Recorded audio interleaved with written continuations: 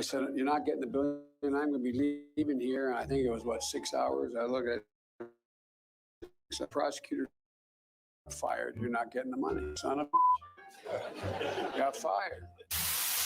Well, it just so happens that the general prosecutor was investigating an energy firm in which Joe Biden's son, Hunter Biden, was invested.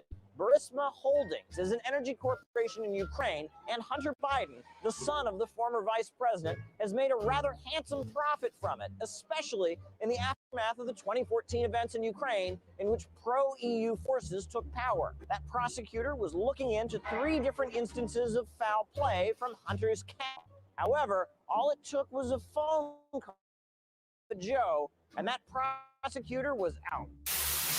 We need student loan forgiveness beyond the potential $1,000 your administration has proposed. We need at least a $50,000 minimum.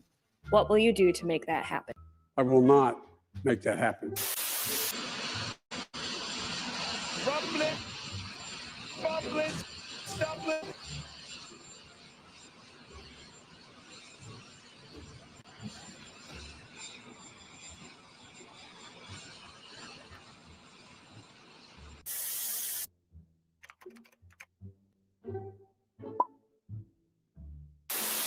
I've known you my whole life, most of you.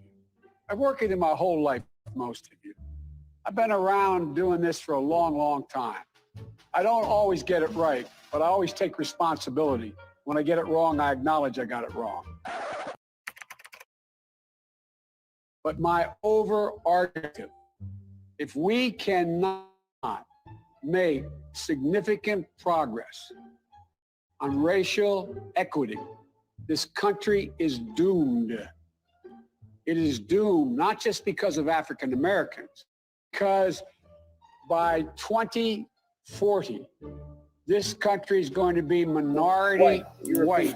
Hear me? Listen to this big dummy. Minority white. Big ass dummy. And you guys are going to have to start working more Hispanics, who make up a larger portion of the population than y'all do. And if I'm sure we can proclaim the palmist, with the palmist who wrote these following words. Not since Abraham Lincoln has anybody done what I've done for the black community. Now, you have done nothing other than the crime bill, which put Oh, God. tens of thousands of black men, mostly, in jail. Bobby Rush, member of Congress, said the other day, I'm ashamed I voted for the 94 crime bill. You ashamed of that bill? Not at all. In fact, I drafted the bill. Unless we do something about that cadre of young people, tens of thousands of them, born out of wedlock, without parents, without supervision, without any structure, without any conscience developing, because they literally, I yield myself 3 more minutes, because they literally have not been socialized. They literally have not had an opportunity. We should focus on them now, not out of a liberal ink for love, brother, and humanity, although I think that's a good instinct, but for simple, pragmatic reasons. If we don't, they will, or a portion of them will, become the predator 15 years from now. Mass incarceration has put 1,000 behind bars for minor offenses. Every major crime bill that's come out of this Congress has had the name Joe Biden on that bill. We do everything but hang people for jaywalking in this bill. Again, it does not mean because we created them that we somehow forgive them or do not take them out of society to protect my family and yours from them. The most racist thing a person could tell me is that I'm supposed to choose something based on my race. But I tell you, if you have a problem figuring out whether you're for me or Trump, and you ain't black. Poor kids are just as bright and just as talented as white kids. You cannot go to a 7-Eleven or Donuts unless you have a slight Indian accent. I'm not joking. Not the first sort of mainstream African American who is articulate and bright and clean and a nice looking guy. I mean, that's This nigga said clean. That's a storybook. and what they're proposing. Romney wants to let he said in the first 100 he's going to let the big banks once again write their own rules. Unchain Wall Street. They're going to put you all back in chains. Joe Biden is under fire this evening on comments he made about working alongside segregationist senators in the past. Biden recalling his early Senate career, bringing up two segregationist senators, Herman Talmadge and James Eastland, who called African Americans an inferior. I think the two-party system, although guys don't like me saying this, I think the party system is good for the South and good for the Negro, good for the black in the South. Other than the fact that they still call me boy, I think they've changed their mind.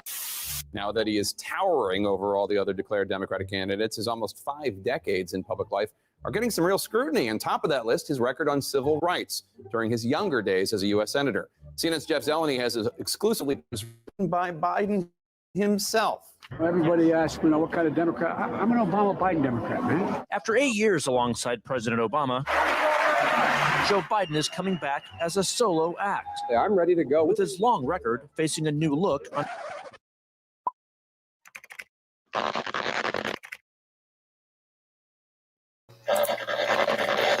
I hope y'all know they ain't the same damn man. Can y'all see this? Under the spotlight of the 2020 campaign. Gentlemen and ladies of the Senate. One chapter receiving fresh scrutiny comes from his earliest years in the Senate, when he strongly opposed mandatory busing. It was designed to achieve integration and a more equitable education. It was the mid-1970s. Biden favored desegregation, but not through busing. What's less known is how he followed the lead of some of the Senate's most fervent segregationists. In a series of never-before-published letters reviewed by CNN, the strength of Biden's opposition to busing comes into sharper focus. On March 25, 1977, Biden wrote, "My bill strikes at the heart of the injustice of court-ordered busing. It prohibits the federal courts from disrupting our educational system." 1977, Biden said integrating black students would turn schools into a jungle, a racial jungle. A jungle. My children to grow up in a jungle, a racial jungle. Used to come up and reach in the pool and rub my leg down so it was straight, and then watch the hair back up again. They'd look at it. So I learned about roaches. I learned about kids jumping on my lap. And I've loved kids jumping on my lap. Secondly, we're in a situation where we have put together, and you guys did it for our the President Obama's administration before this.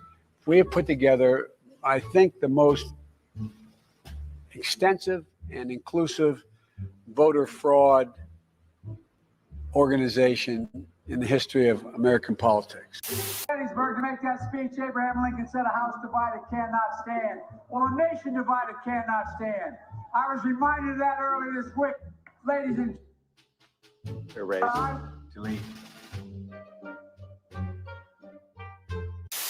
And you enjoy being home with a baby more. And I don't want to hear that. I do, yes. Yeah, he's 9.5 months, so I'm very happy. No. Everybody knows I like kids better than people. I want to see these beautiful young ladies. I want to see them dancing when they're 4 years older, too.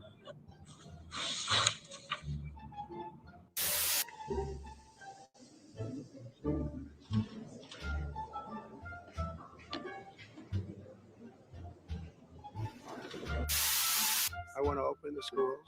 The transmittal rate to the teachers is very small, but I want to open the schools. We have to open our country. We're not going to have a country. You can't do this. We can't keep this country closed. This is a massive country with a massive economy. People are losing their jobs. They're committing suicide. There's depression, alcohol, drugs at a level that nobody's ever seen before. There's abuse, tremendous abuse. We have to open our country. You know, I've said it often, the cure cannot be worse than the problem itself. All you teachers out there, not that many of you are going to die, so don't worry about it.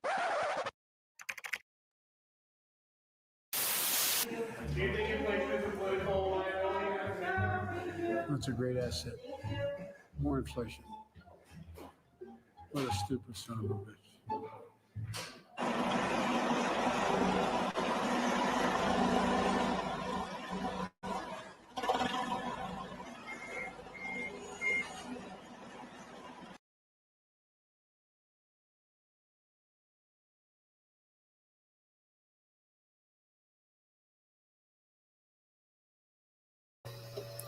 Y'all favorite guy. Y'all voted for this nut job. What y'all thought? Y'all really don't understand that this is an entire playbook. Like literally, like I'm just so disgusted that all this is just a chair on the stairs. This nigga, the first one, remember he was going up the stairs, the nigga slipping and slapping and sliding, and I'm just like, this is like absurd. When I say more than ignorance, the ignorance of this shit is real crazy. So, as we know, this is all a playbook, right? I keep telling you guys that I don't know who's gonna believe it or not, but you see that that's not even the same person. I mean, if you guys don't know that that's not the same person, I really don't know what to tell you. It's pathetic that we are so blinded and we are so blindsided that we don't understand or understand the world around us. Right now, we are in a world of delusion, false ascension, of lies, you know, and everything that has to do with having you getting to a space that they feel would be beneficial for understanding a reality that's being placed upon you. So, it's just kind of amazing to me that these are the type of things that we are going through in these current times. I know a lot of times they'll say that the history does not have anything to do with it, but you said play it again. One more time. Mike said one more time around here. Y'all want to see it one more time? Press one. Press one if y'all want to see it one more time. My boy said one more time. Let's get it one more time. Y'all want to see this one more time? We can't do it one more time. Do y'all want to see it one more time? Do y'all just want to laugh at this big freaking nut? I can do one more time myself. I could do one more time myself. I was going to show you guys something else in a minute, so we'll get to that. Let's just watch this real quick clip, real quick, so we can laugh our butt off, right? Press one. All right, press one. Press one. Let's get to the nut job and see what he's talking about again. Crazy ass man. Let's see.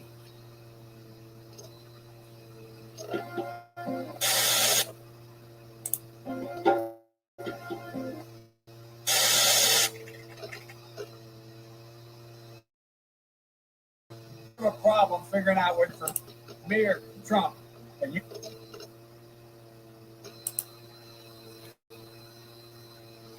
Hold on, y'all. Y'all already know about to start that nonsense.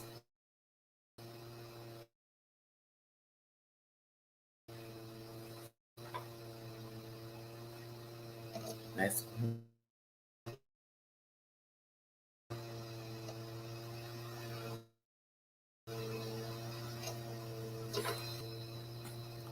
about to get to it though. Let me mute real quick so you guys don't hear that go.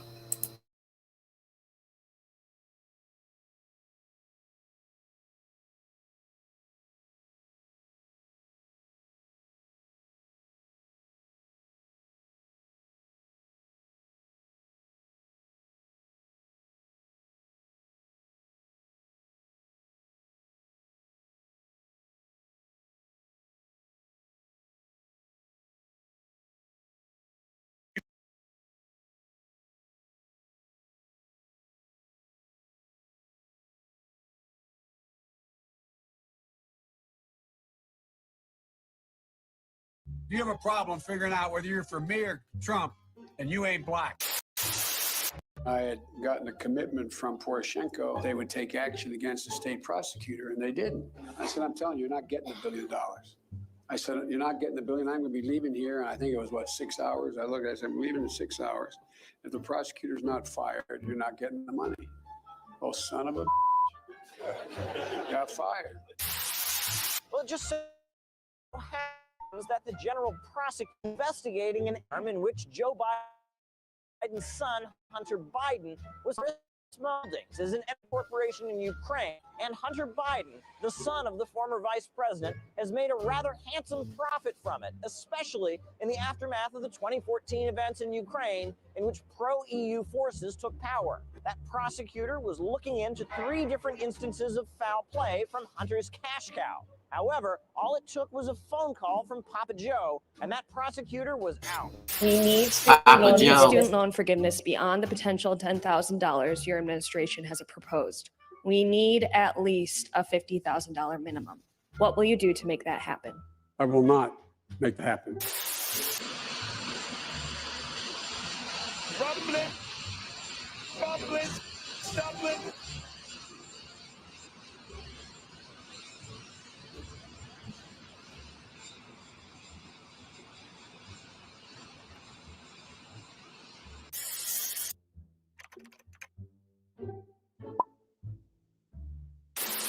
I've known you my whole life, most of you. I've worked it my whole life, most of you. I've been around this for a long, long time. I don't always get it right, but I always take responsibility. When I get it wrong, I acknowledge I got it wrong. But my overarching objective, if we cannot make significant progress on racial equity, this country is doomed. It is doomed, not just because of African Americans, but because by 2040, this country is going to be minority white European. You hear me? Minority white European.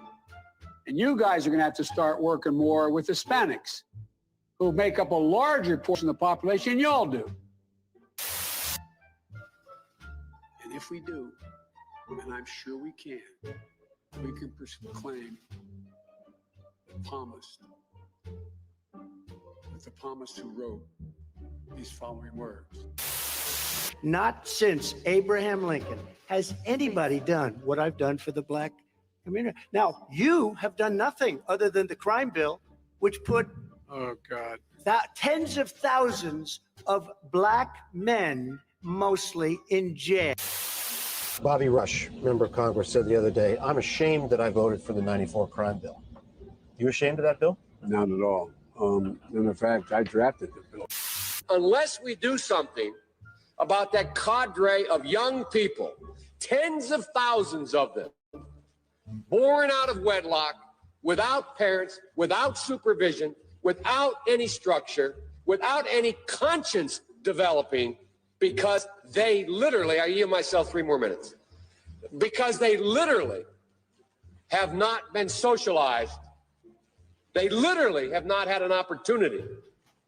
We should focus on them now, not out of a liberal instinct for love, brother, and humanity, although I think that's a good instinct, but for simple, pragmatic reasons. If we don't, they will, or a portion of them will, become the predators 15 years from now.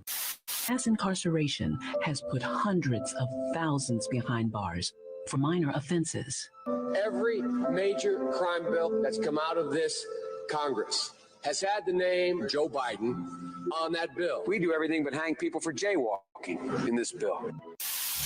Again, it does not mean because we created them that we somehow forgive them or do not take them out of society to protect my family and yours from them. The most racist thing a person could tell me is that I'm supposed to choose something based on my race. But I tell you, if you have a problem figuring out whether you're for me or Trump, and you ain't black. Poor kids are just as bright and just as talented as white kids. You cannot go to a 7-Eleven or a Dunkin' Donuts unless you have a slight Indian accent. I'm not joking. Not the first sort of mainstream African American who is articulate and bright and clean and a nice-looking guy. I mean, that's a storybook. Look at what they value and look at their budget and what they're proposing. Romney wants to he said in the first 100 days, he's going to let the big banks once again write their own rules. Unchain Wall Street. They're going to put you all back in chains. Joe Biden is under fire this evening on comments he made about working alongside segregationist senators in the past. Biden recalling his early Senate career, bringing up two segregationist senators, Herman Talmadge and James Eastland, who called African Americans an inferior race. I think the two-party system, although my Democratic colleagues don't like me saying this, I think the two-party system is good for the South and good for the Negro, good for the black in the South. Other than the fact that they still call me boy, I think they've changed their mind. Now that he is towering over all the other declared Democratic candidates, his almost 5 decades in public life are getting some real scrutiny. On top of that list, his record on civil rights during his younger days as a U.S. Senator. CNN's Jeff Zeleny has exclusively obtained some letters written by Biden himself. Everybody asks me, what kind of Democrat? I'm an Obama-Biden Democrat, man. After 8 years alongside President Obama, Joe Biden is coming back as a solo act. I'm ready to go. With his long record facing a new look on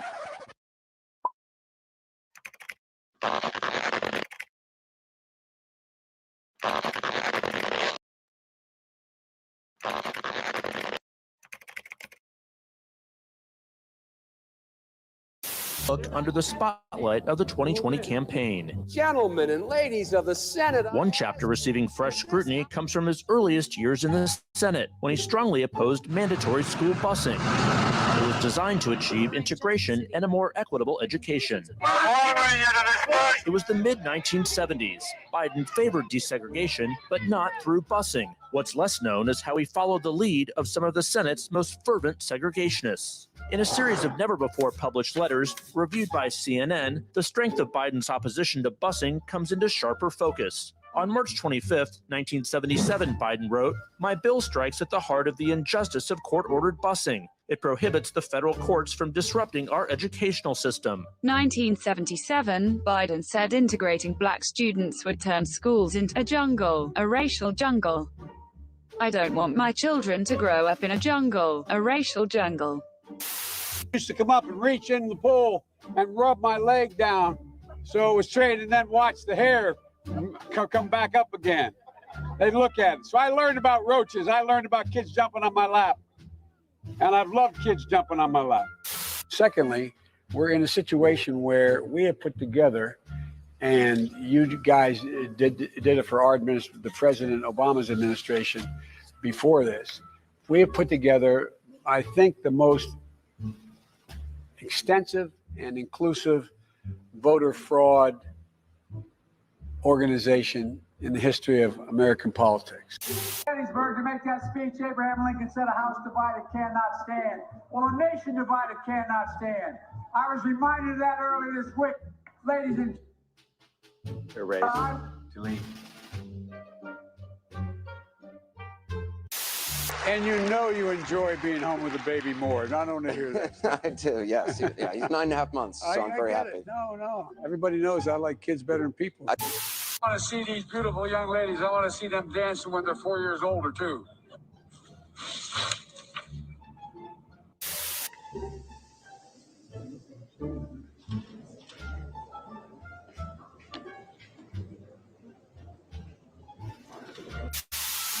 I want to open the schools. The transmittal rate to the teachers is very small, but I want to open the schools. We have to open our country. We're not going to have a country. You can't do this. We can't keep this country closed. This is a massive country with a massive economy. People are losing their jobs. They're committing suicide. There's depression, alcohol, drugs at a level that nobody's ever seen before. There's abuse, tremendous abuse. We have to open our country. You know, I've said it often, the cure cannot be worse than the problem itself. All you teachers out there, not that many of you are going to die, so don't worry about it.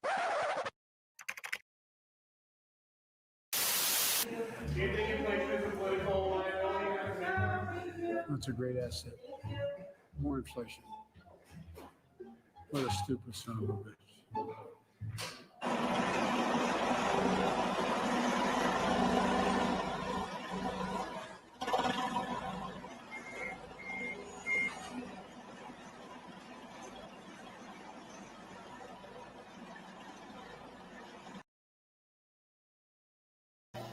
Can't get no better than that, right? When you're talking about a freaking nut job, this dude is completely absurd. Completely absurd. So we watched that again, right? We're looking at the storybook that they present to us to make everything go into a certain aspect. I'm gonna play out some other stuff. I want you guys to see these freaking games. Even when it comes to them setting up things, right, that may be supposedly, how do you say it? Hold on a second. Let me make sure I get right to this. Hold on, let me rewind it. Got to go back.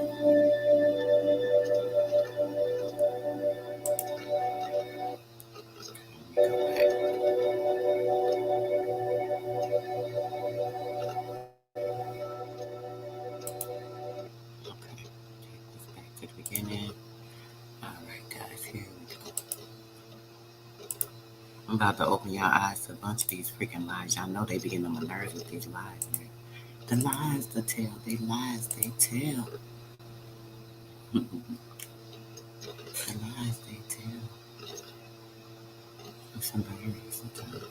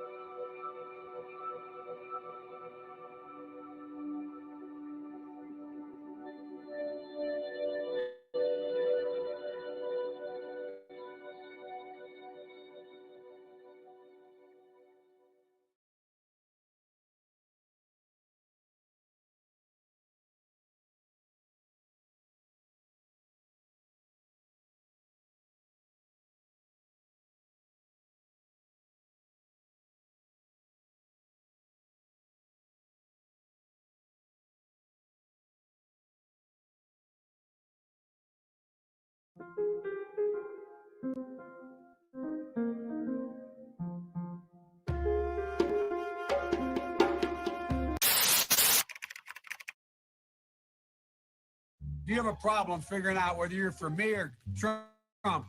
And you ain't black. I had gotten a commitment from Poroshenko. They would take action against the state prosecutor and didn't.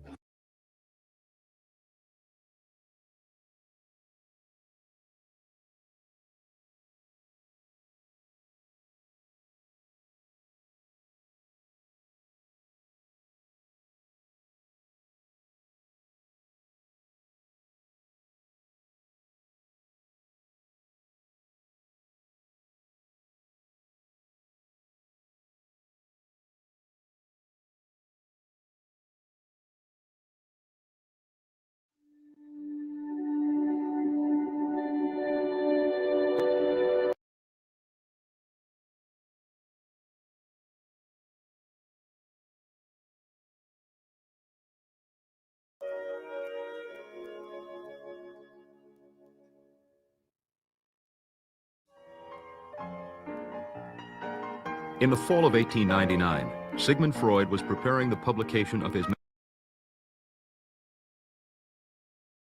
masterpiece, The Interpretation of Dreams.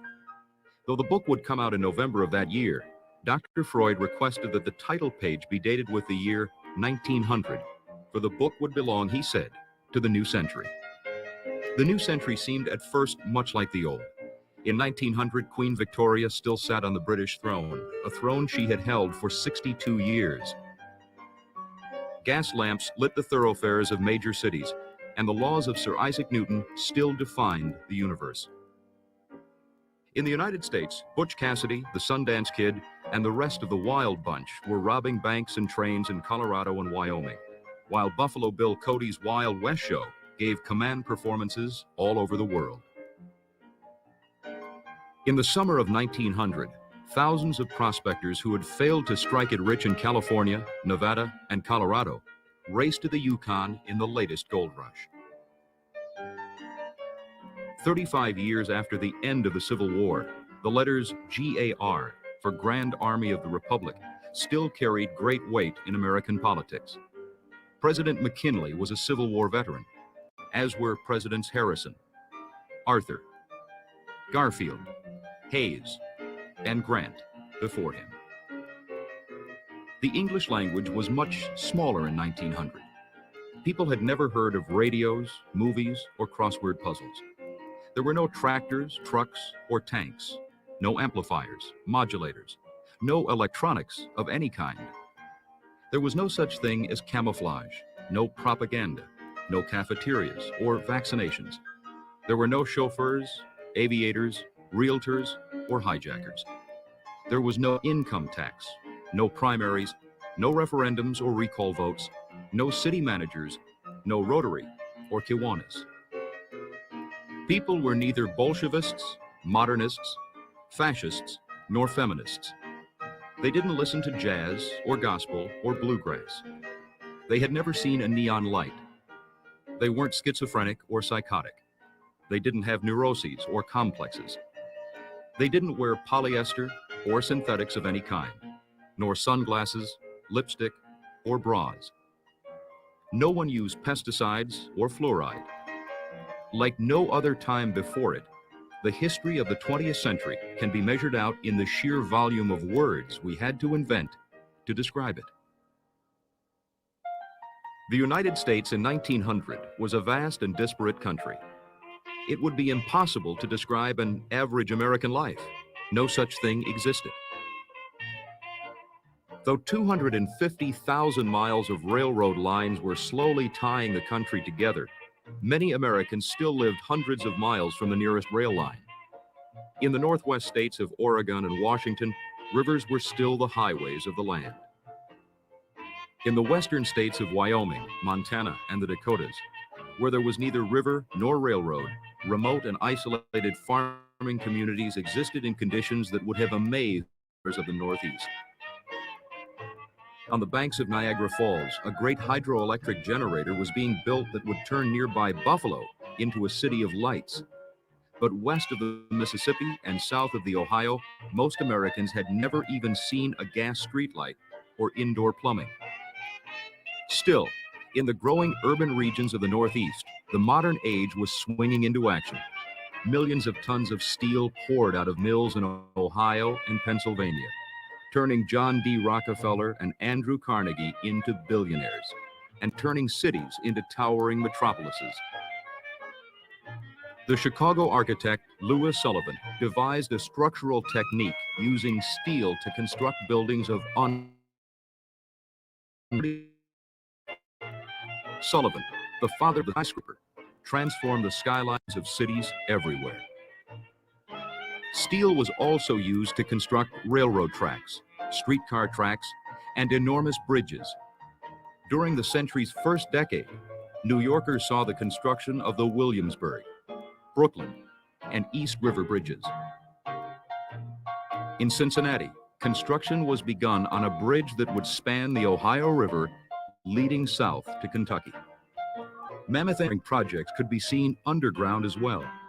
Boston and Paris had subway systems at the turn of the century. Now, New York would have one as well. In 1904, the Broadway subway line opened, and a 3-mile trip uptown that had previously taken up to an hour could now be traveled in 10 minutes. Meanwhile, Thomas Edison was providing the world with inventions that amazed the public: the electric light, the record player, the kinescope. The list of wonders went on and on.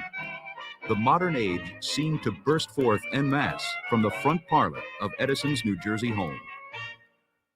In 1900, there were only 8,000 automobiles in the United States and less than 10 miles of paved roads. While tens of thousands would gather in Long Island early in the decade to watch the Vanderbilt Cup automobile races, cars were thought to be toys for the rich. Henry Ford would help to change that notion when in 1908 he introduced mass production, which created more jobs and cheaper cars. Ford wanted to make the automobile affordable to the average working man. The idea made him a millionaire. By decade's end, there were over 200,000 cars in the country, and well over half were Fords. For most of the country, however, the modern age seemed far away. In the South, the economy was still recovering from the Civil War. There was virtually no industry in the Deep South, and construction, even of private homes, lagged far behind the rest of the country.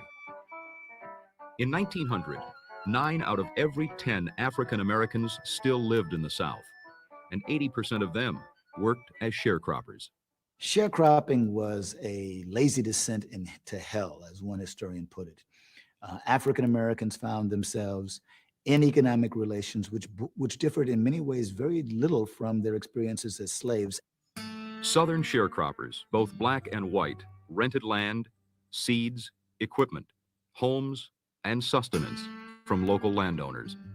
By law, these landowners could keep their books secretly, so the tenants were never allowed to see the status of their own accounts, nor question the prices they were given for their crops. For sharecroppers, each year's crop invariably fell just short of breaking even. In the 1896 Plessy versus Ferguson case, the Supreme Court ruled that separate facilities for black and white Americans did not violate the Constitution, so long as the facilities were of equal quality. The so-called separate but equal precedent. Whites-only signs appeared in restaurants, hotels, and bathrooms. In the South, white So, brought to my attention something that I think is very prevalent. Excuse me, guys, 1 second. So, Dee Dee brought to my attention, she was like, I wonder about those white and the black water fountains, right? And the idea that she said was so fantastic. I'm like, you so freaking right. She said maybe it was labeled black and white because we didn't want them to drink from our fountains when all these weird, strange ass people came up. Now, if you guys remember in the old book, we read in the old book, right?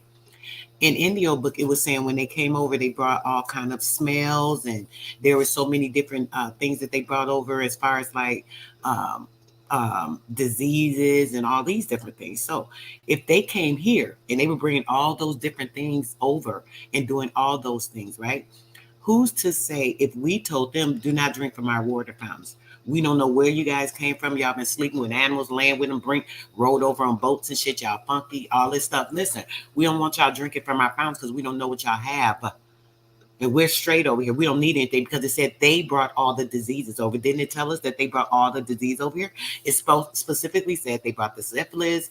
They brought the different things, all these things coming over, right? So when they brought all these things over here, our people are like, oh, Lord, we got to watch these people. They don't know how to bathe. They stink. They got these odors. They got these smells. They bring in all these disease over here. Our people getting sick because they laying up with them, this, and that. So what y'all think? When we looking at these people, these dirty, nasty, smelly animals and people that just like, not calling them animals, but we know what they is, but they coming over with all these people on boats and by the thrones. We seen, remember the other week, guys, I showed you guys through that fair and all the other videos we showed that week. These people are coming by the drones. We just read it yesterday in the McKinley, their birth records, their family records, right? We're going to get back into that too after this video.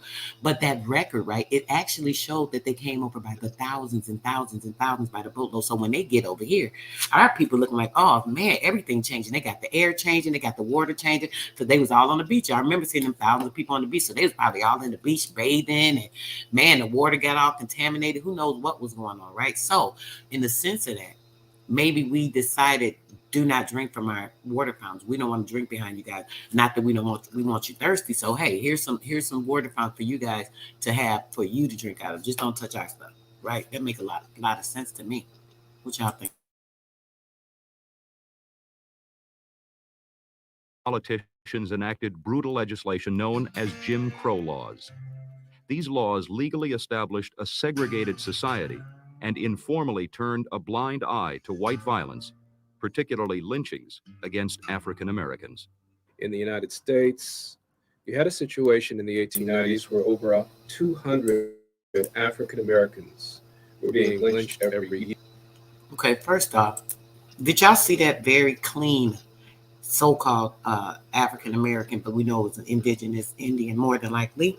Did you see how clean he was, dressed with like a suit and tie, and a prominent man, obviously, right? He looked like a business owner, right? What man walks around with a suit and tie on throughout the day unless he's conducting some type of a business or handling his business or doing something that have to do with business, right? So when we're looking at this, make sure to put something up just in case it's some weird shit. When we're looking at this, right, we need to know that they were taking the business owners out, right? Taking over their businesses, taking over their deeds, their leases, just like they were doing in their homes, burning them out, running the people out of the towns and the cities, right? Right. Let's get back to it. Here in the Deep South, where African Americans who had, at least for Black men, had won the right to vote, lost it in the 1890s and the turn of the century with the imposition of new white supremacy state constitutions throughout the region. You had the imposition of racial segregation in public accommodations, so that states and city councils passed laws, ridiculous restrictions on interaction in Blacks and whites. The city of Birmingham, Alabama passed a local ordinance making it illegal for Blacks and whites to play checkers together. Jim Crow, as many people know, was a minstrel character. And minstrelsy was very, very popular going all the way back to the Jacksonian era. Whites liked to dress up as Blacks, and they liked to... Whites like to dress up as Blacks. Simple and comedic and childlike. Racial segregation was always a form of white control, a form of reminder that whites had the power to exclude or deny. And therefore, Jim Crow, this minstrel character, this caricature of African Americans, seemed appropriate. as an image to characterize this system of racial domination. To protect themselves from Jim Crow society, African Americans began a slow migration out of the Deep South and formed all-black townships in Florida, Missouri, and Arkansas, and on up the Mississippi. Throughout the decade, black leaders look at the started aristocrats. That's organizations George aimed at Washington Carver. improving They zoomed in on. African-Americans' economic and social standings. Booker T. Washington, president of the new Tuskegee Institute in Alabama, started the Urban League. In 1907, the writer and scholar W.E.B. Du Bois, a former student of Booker T. Washington, founded the National Association for the Advancement of Colored People. Over the course of the century, the NAACP emerged as one of the nation's most powerful voices of racial justice.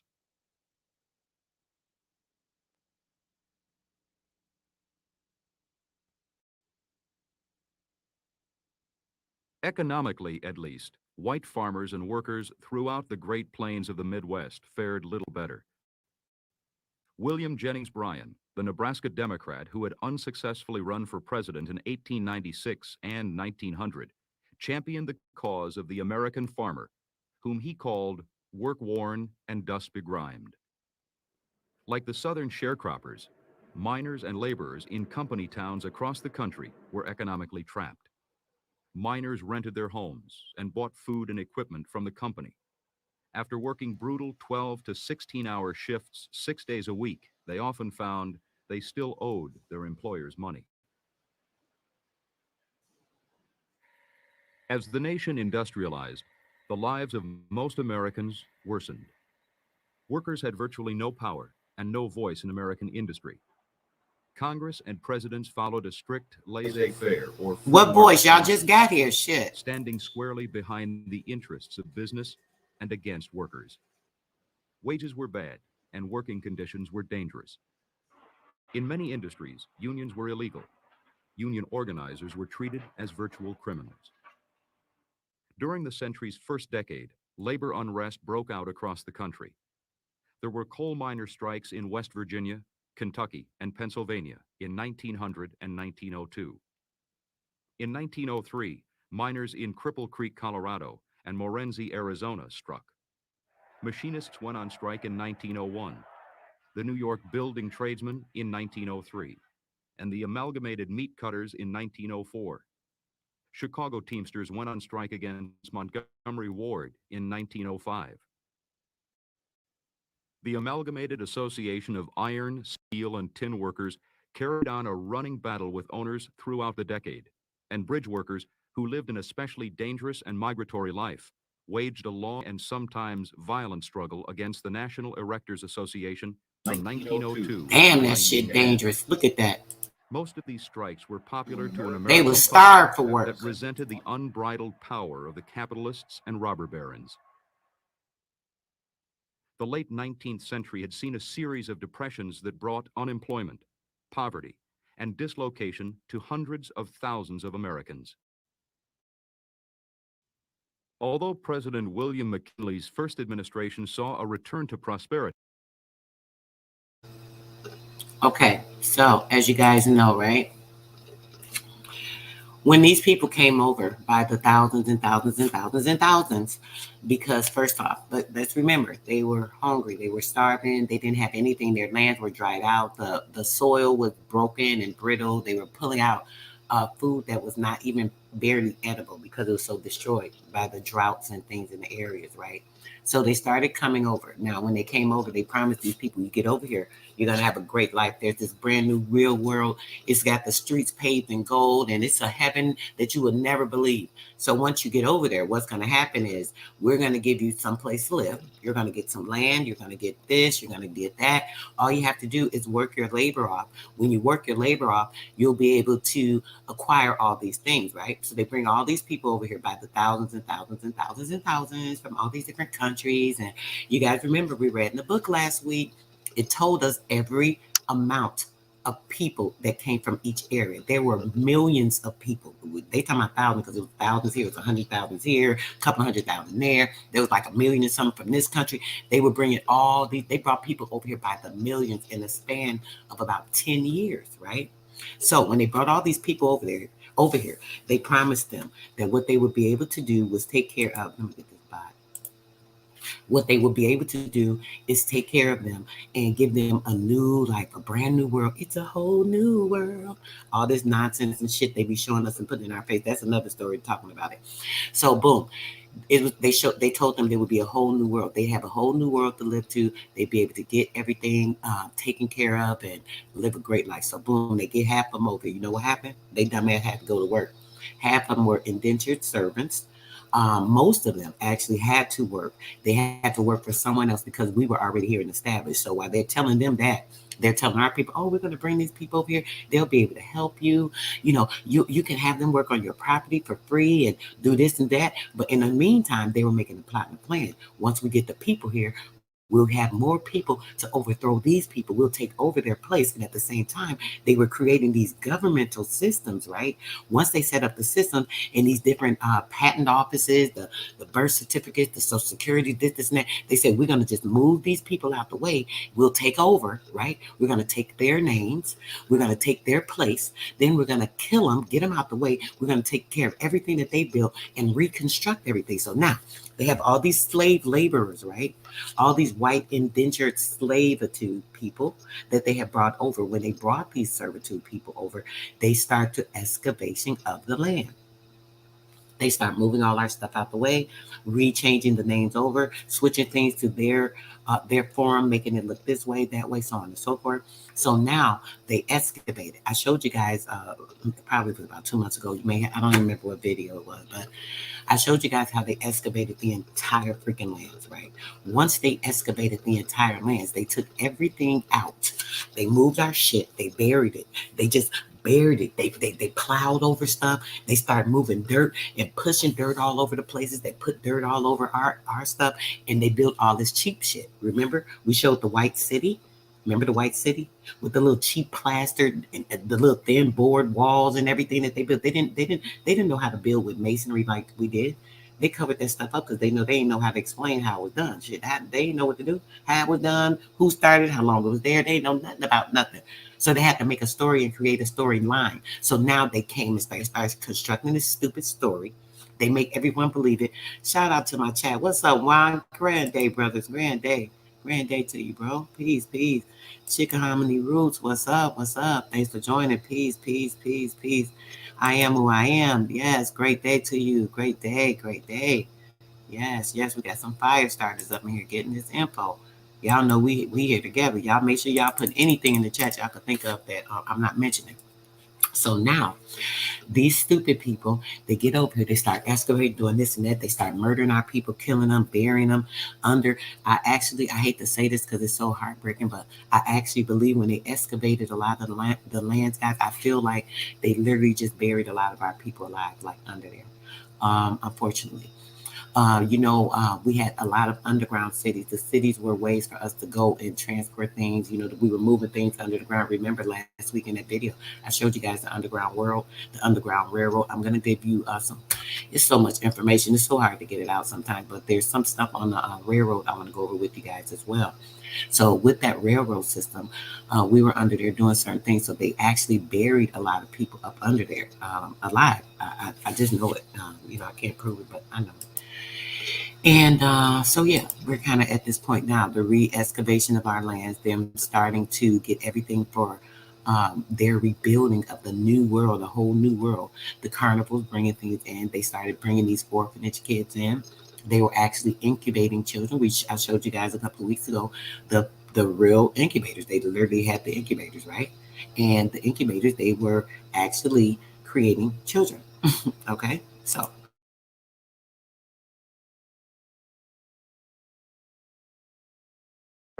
Civil unrest continued to grow. McKinley won the 1900 presidential election, but the performance of socialist candidate Eugene Debs, who finished a strong third in the election, came as a surprise to capitalists and political leaders. The socialists elected mayors in some 50, 60 cities. They had literally hundreds of publications all over the country. The labor movement itself was quite active. Especially surprising was the Socialist Party's popularity amongst farmers throughout the Plain States, who were notorious for their staunch conservatism. The Socialist Party was, when you think about it, it's kind of mind-blowing. They had 5,000 locals throughout the country. They had about 120,000 members at their high point, but they had a press that one weekly, for example, the Appeal to Reason, had 760,000 subscribers, was published in Girard, Kansas, a town of 3,000 people. Adding to the tensions of the era was the dramatic increase and changing nature of immigration. From 1882 to 1910, the U.S. underwent the greatest wave of immigration it had ever seen. At its peak in 1907, 1.3 million foreigners arrived through the gates of Ellis Island in New York Harbor. For the decade, more new Americans came through immigration than through childbirth. In 1900, almost 9 out of every 10 Americans were Caucasian, and most Americans considered themselves native white stock. The majority were descended from British settlers. The new wave of immigrants were mostly from the Mediterranean and Slavic regions of Eastern Europe. Although they came from Europe, they were not considered to be part of the white race. They spoke no English. Almost entirely Catholics and Jews, they came into an America dominated by a stringent Protestantism. Unlike previous generations of immigrants, these newcomers didn't head out for the territories to claim farmland, even though they were mostly farmers. Instead, they concentrated in city centers and industrial capitals. A large percentage of them stayed in the dense Lower East Side of New York City, whose population was exploding. Once they got here, what they found often was that they were segregated into different ethnic ghettos, for example, in Chicago and Detroit and in New York and Philadelphia and other places around the factories in which they worked. And there was not much chance of them to break out of these ghettos unless they were willing to divorce themselves from their culture and try to blend in with the larger American society. But that usually took about 2 generations to be able to do that. For the most part, people were relegated to a certain role here, and they played that role. Americans were suspicious of the newcomers, and their loyalty to their new country was constantly in question. In addition, epidemics such as smallpox and influenza increasingly plagued the growing cities, and many blamed what they called the dirty immigrants for the spread of disease.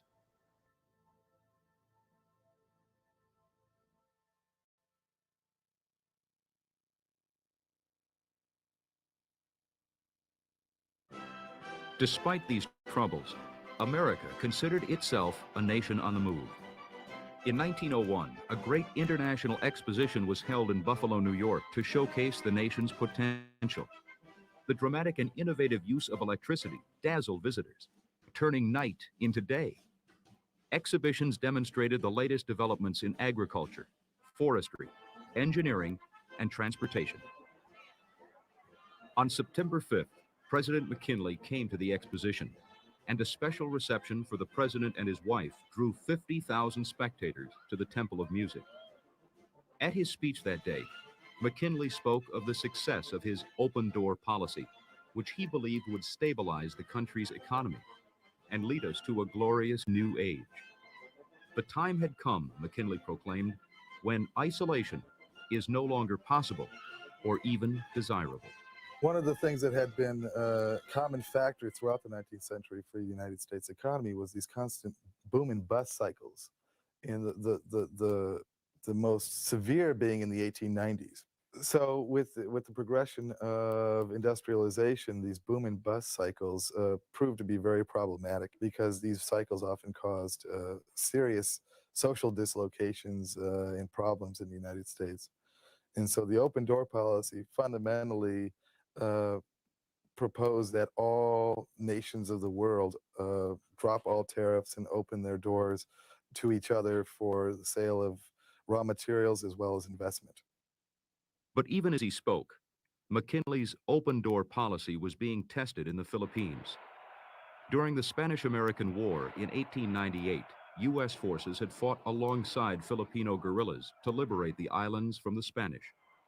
With the old tyrants now gone, the U.S. became the new invader, and Philippine rebels fought on, this time against the Americans. On the one hand, the United States, with its open door policy, argued against the imperial policies of its European competitors, in that sense, looking like an anti-imperialist power itself. But on the other hand, at the same time, by pushing the open door policy, the United States is doing the same thing that its competitors were doing, and that is pushing their own economic and cultural values on other peoples. Philippines was savage. The Philippine insurrection cost many more lives than the Spanish-American War. 4,000 Americans and more than 16,000 Filipinos died in battle. Another 100,000 Filipinos died of famine caused by the burning of crops. Though the insurrection essentially ended in 1902, fighting would continue for 3 more years. In the end, it wasn't military superiority that suppressed the Philippine rebels, but the relatively liberal policies of the new Philippine governor, William Howard Taft. He gave Philippine citizens the right to vote and elect their own officials, enfranchising them to run their own country. In doing so, he was able to undermine the revolutionary fervor that guns had been unable to suppress. President McKinley, who had overseen the start of the Philippine War, would not live to see its conclusion. The day after his President's Day speech at the Buffalo Exposition, the president was shot. The assassin was an anarchist named Leon Zolgaz. Doctors were unable to remove the bullet, but announced their confidence that the president would recover. A week later, McKinley died. Within 8 weeks, Zolgaz would be tried, convicted, and executed. The new president was 45-year-old Theodore Roosevelt, the youngest president in American history, child of privilege, hero of the Battle of San Juan Hill in the Spanish-American War, enthusiastic outdoorsman, one-time police commissioner of New York City and former governor of New York State. Roosevelt was not popular amongst the political bosses. In New York, Roosevelt had earned a reputation as the avowed enemy of political corruption, and leaders of New York's political machine had pushed for his nomination to get him out of their state. Now, as New York Senator Mark Hanna put it, that damned cowboy is president. Roosevelt claimed he would continue McKinley's economic policies for peace and prosperity, but his actions worried many capitalists.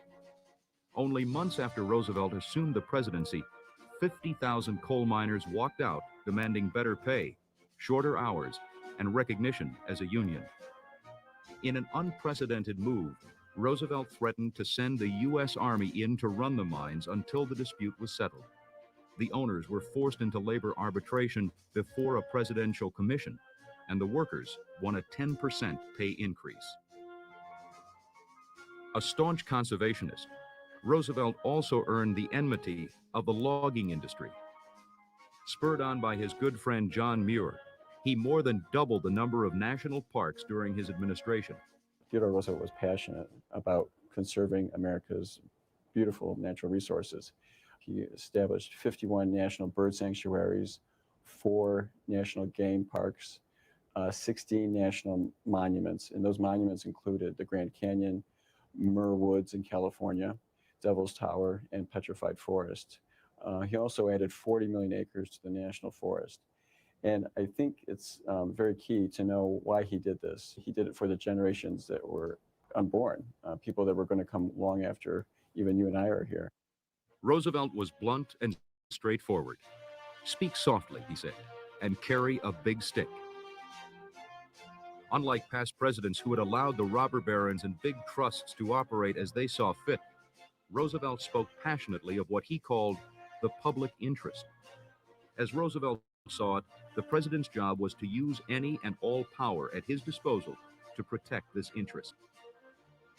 Despite an almost universal political and business leaders, Roosevelt won re-election in 1904 by a landslide and was encouraged by many to run for a 3rd term in office. He didn't like the name Teddy, but that's what the public called him.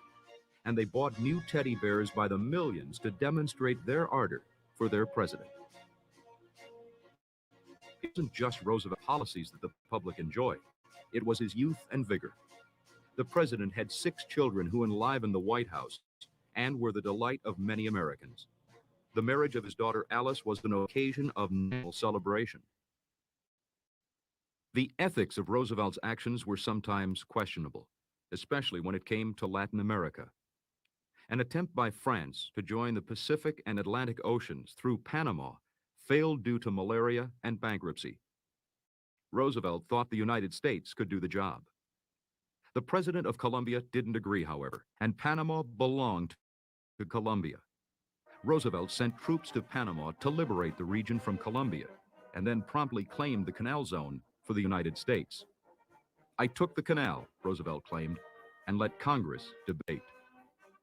Roosevelt's intention was to make the United States a world power on the same level as the great European empires. South America and Asia would be the dominions of the United States. "I wish to see the United States the dominant power on the shores of the Pacific Ocean," he said. In 1907, Roosevelt sent a group of battleships known as the Great White Fleet around the world as a show of strength. During his years in the White House, the Navy doubled in size and became second only to Great Britain in the number of ships and men. Roosevelt's politics were called progressive. Allowing the business trust's unlimited power provoked civil unrest, Roosevelt felt, and drove Americans to radical solutions like Eugene Debs and the Socialist Party. He said in giving all Americans capital and labor a square deal.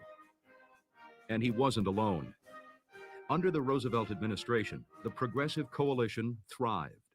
This was the era of the so-called muckrakers. Industrial progress had brought with it a host of social evils. Social surveys of the era documented links between rapid industrialization and such ills as poverty, alcoholism, syphilis, tuberculosis, suicide, and what were called emotional pathologies. Wealthy industrialists seemed to thrive on the misery of the masses. The muckrakers believed that exposure could lead to reform. Theodore Roosevelt coined the term muckrakers, and when he did so, as many of the phrases that he coined in American politics, it was not exactly a compliment. He thought that they had their purpose, but that sometimes they overstretched their boundaries, and their influence on the system was not as great as it could be because they tended to be too negative. So he valued the role of the press, but he felt sometimes they overstretched. They did today what we would call investigative reporting. They studied issues for a long time and came up with massive exposés. And no doubt, I think in a general way, you can say the muckrakers certainly were a catalyst to the reform impulse that reformed many avenues in American society and culture at that time. Ray Standard Baker exposed corruption in the mines and railroads. The journalist Lincoln Steffens wrote a book on urban conditions called The Shame of the Cities. Looking into slum conditions, many cities took notice.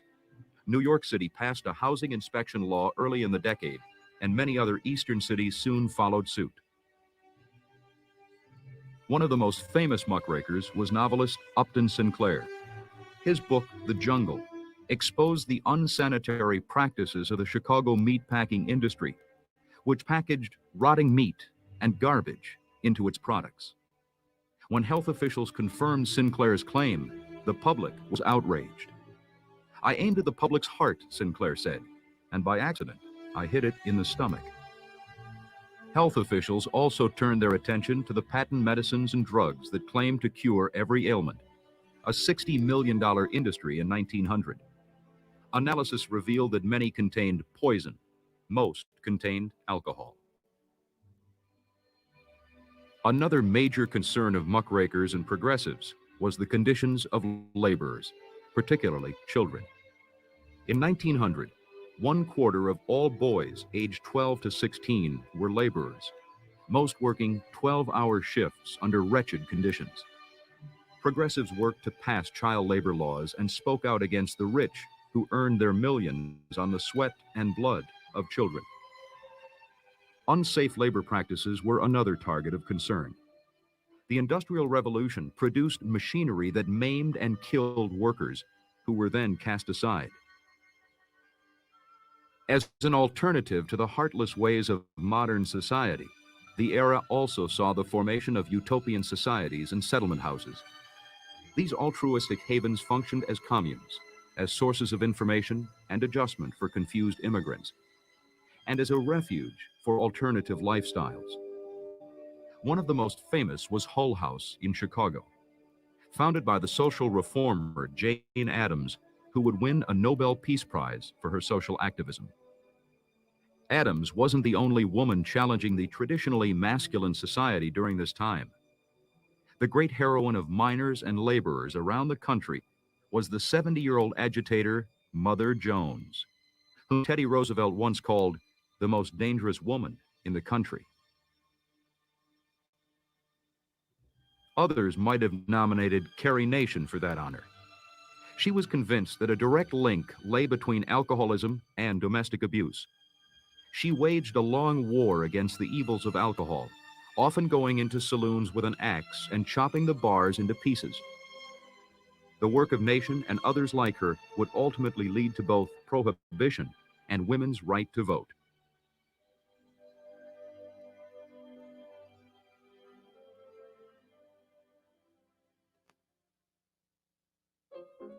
It was an era of change and uncertainty, and of quantumism. Science, medicine, and technology were advancing at an unbelievable rate, with new discoveries coming one after another. In 1900, the Kodak Brownie brought photography to the masses by making cameras cheap and simple. In 1901, the Italian physicist Guglielmo Marconi sent the first radio signal from England to Newfoundland. At the time, it was a breakthrough with little practical applicability. But within 5 years, a flurry of discoveries made the radio possible. In 1904, experiments in upstate New York had begun on electric railroad trains, though steam engines would continue to pull trains for another half-century. But already, electric streetcars were showing up in every major city. It wasn't electronics, but mechanics that allowed man to take to the sky. In 1903, Orville and Wilbur Wright, bicycle mechanics from Dayton, Ohio, were ready to experiment with a flying machine made of bicycle parts, muslin, and gasoline engine. Orville Wright was at the controls on December 17th when the airplane lifted off the ground at Kitty Hawk, North Carolina. He flew the plane for 12.5 seconds. The events of that momentous day made few headlines. Only 3 American papers carried the story, but the Wright brothers had flown into history. In Switzerland, in a matter of months, an obscure postal worker named Albert Einstein produced 3 mathematical formulas that shocked the scientific world. Einstein's formulas established an equation to calculate the size of atoms, posed his famous special theory of relativity, and effectively ended the reign of Sir Isaac Newton's concept of the universe. Taken together, they established quantum theory as a real science, leading to most of the century's scientific breakthroughs. One science that seemed to lag behind was medicine, and the consequences were becoming dire. As more and more people moved to urban industrial centers, disease and epidemics were ravaging the population. In 1900, doctors had no real understanding of how diseases like cholera, diphtheria, and yellow fever were contracted and spread.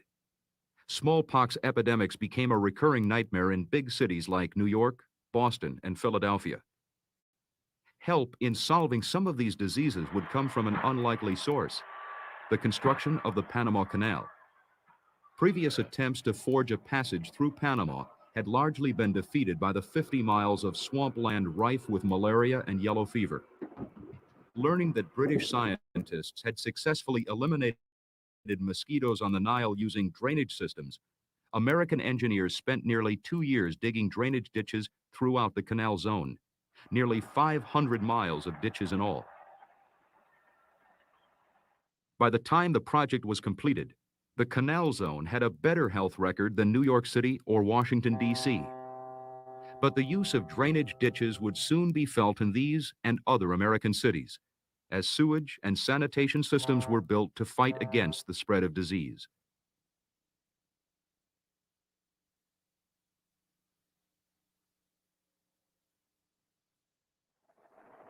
During the century's first decade, the rush and blur of the modern age excited most people.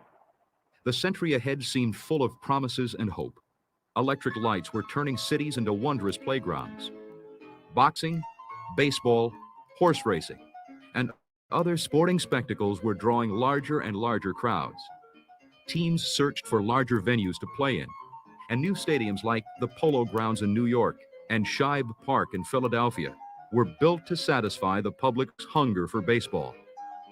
The first World Series was played in 1903, with the Boston Red Sox defeating the Pittsburgh Pirates 5-3. The year before, Pasadena, California hosted the first Rose Bowl, and college football attracted the nation's attention. Entertainment was becoming a booming business. New York had become the center for American high society. The 400 they were called because Mrs. Astor's room only held 400 people. Families such as the Vanderbilts felt that New York had evolved into a world-class center for culture. To prove it, they enticed the renowned Italian opera singer Enrico Caruso to America to perform Rigoletto at the Metropolitan Opera House in 1903. While the 400 summered in Newport, Rhode Island and wintered in Palm Beach, Florida, the less moneyed on the eastern seaboard spent their leisure time at the beaches and boardwalks of the Jersey Shore. Thousands took trains to Atlantic City on summertime weekends to splash in the warm ocean waves. A popular new feature at the boardwalks were color-tinted picture postcards that visitors send to friends or relatives back home to provoke good-natured envy. In New York City, Coney Island had turned into a gigantic amusement park featuring over 1 million electric bulbs lighting the night sky. Luna Park, and boasted arcades, water sports, carousels, and slides to amuse the masses, all for 10 cents a ride. The parks included vaudeville tents, jugglers, wrestlers, contortionists, animal acts, boxing matches, and bodybuilding champions producing shows of strength. There were violin-playing monkeys, water-skiing elephants, and performing bears, sideshow freaks, and boxing horses. Amusement parks and arcades were opening all over the country, though few could compete with the grandeur of Coney Island. In regions too sparse for amusement parks, traveling arcades and circuses brought their fun to the countryside. In the western United States, where the cowboy still roamed, rodeos were the spectacle of choice. Part Buffalo Bill Wild West show and part cowboy skill and daring do, rodeos kept the tradition of the Old West alive in the new century. The decade also saw a new interest in providing recreation for children. Playgrounds and parks appeared in the inner cities, providing children with a wholesome environment in which to play. Books aimed specifically at children grew in popularity. During this decade, L. Frank Baum wrote his novels on Dorothy's adventures in Oz. In England, Helen Beatrix Potter's Rabbit and Jungle books were published. The biggest new attraction, however, was the Nickelodeon. Moving pictures were called flicks because of the flickering image, and the houses where they were seen were called Nickelodeons after their 5-cent admission. Movies entranced the masses. People watched vaudeville acts, news items, pictures of the Roosevelts, or daily life on a city street. Moving pictures of cities in India and Asia were a big hit, as were sporting events. At Coney Island, a film on the execution of a circus elephant gone wild was one of the most popular attractions. Film in the 20th century seemed to be made for each other, not only because film is invented just a few years before the turn of the century, but also because 20th century is the century of technology in many ways. And film is, of course, the art form, at least the first art form, that is most involved in technology.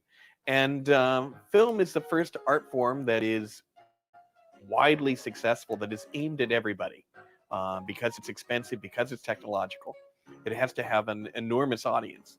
And in that way, both as the mass art form and as the technological art form, film is most certainly the art of the 20th century.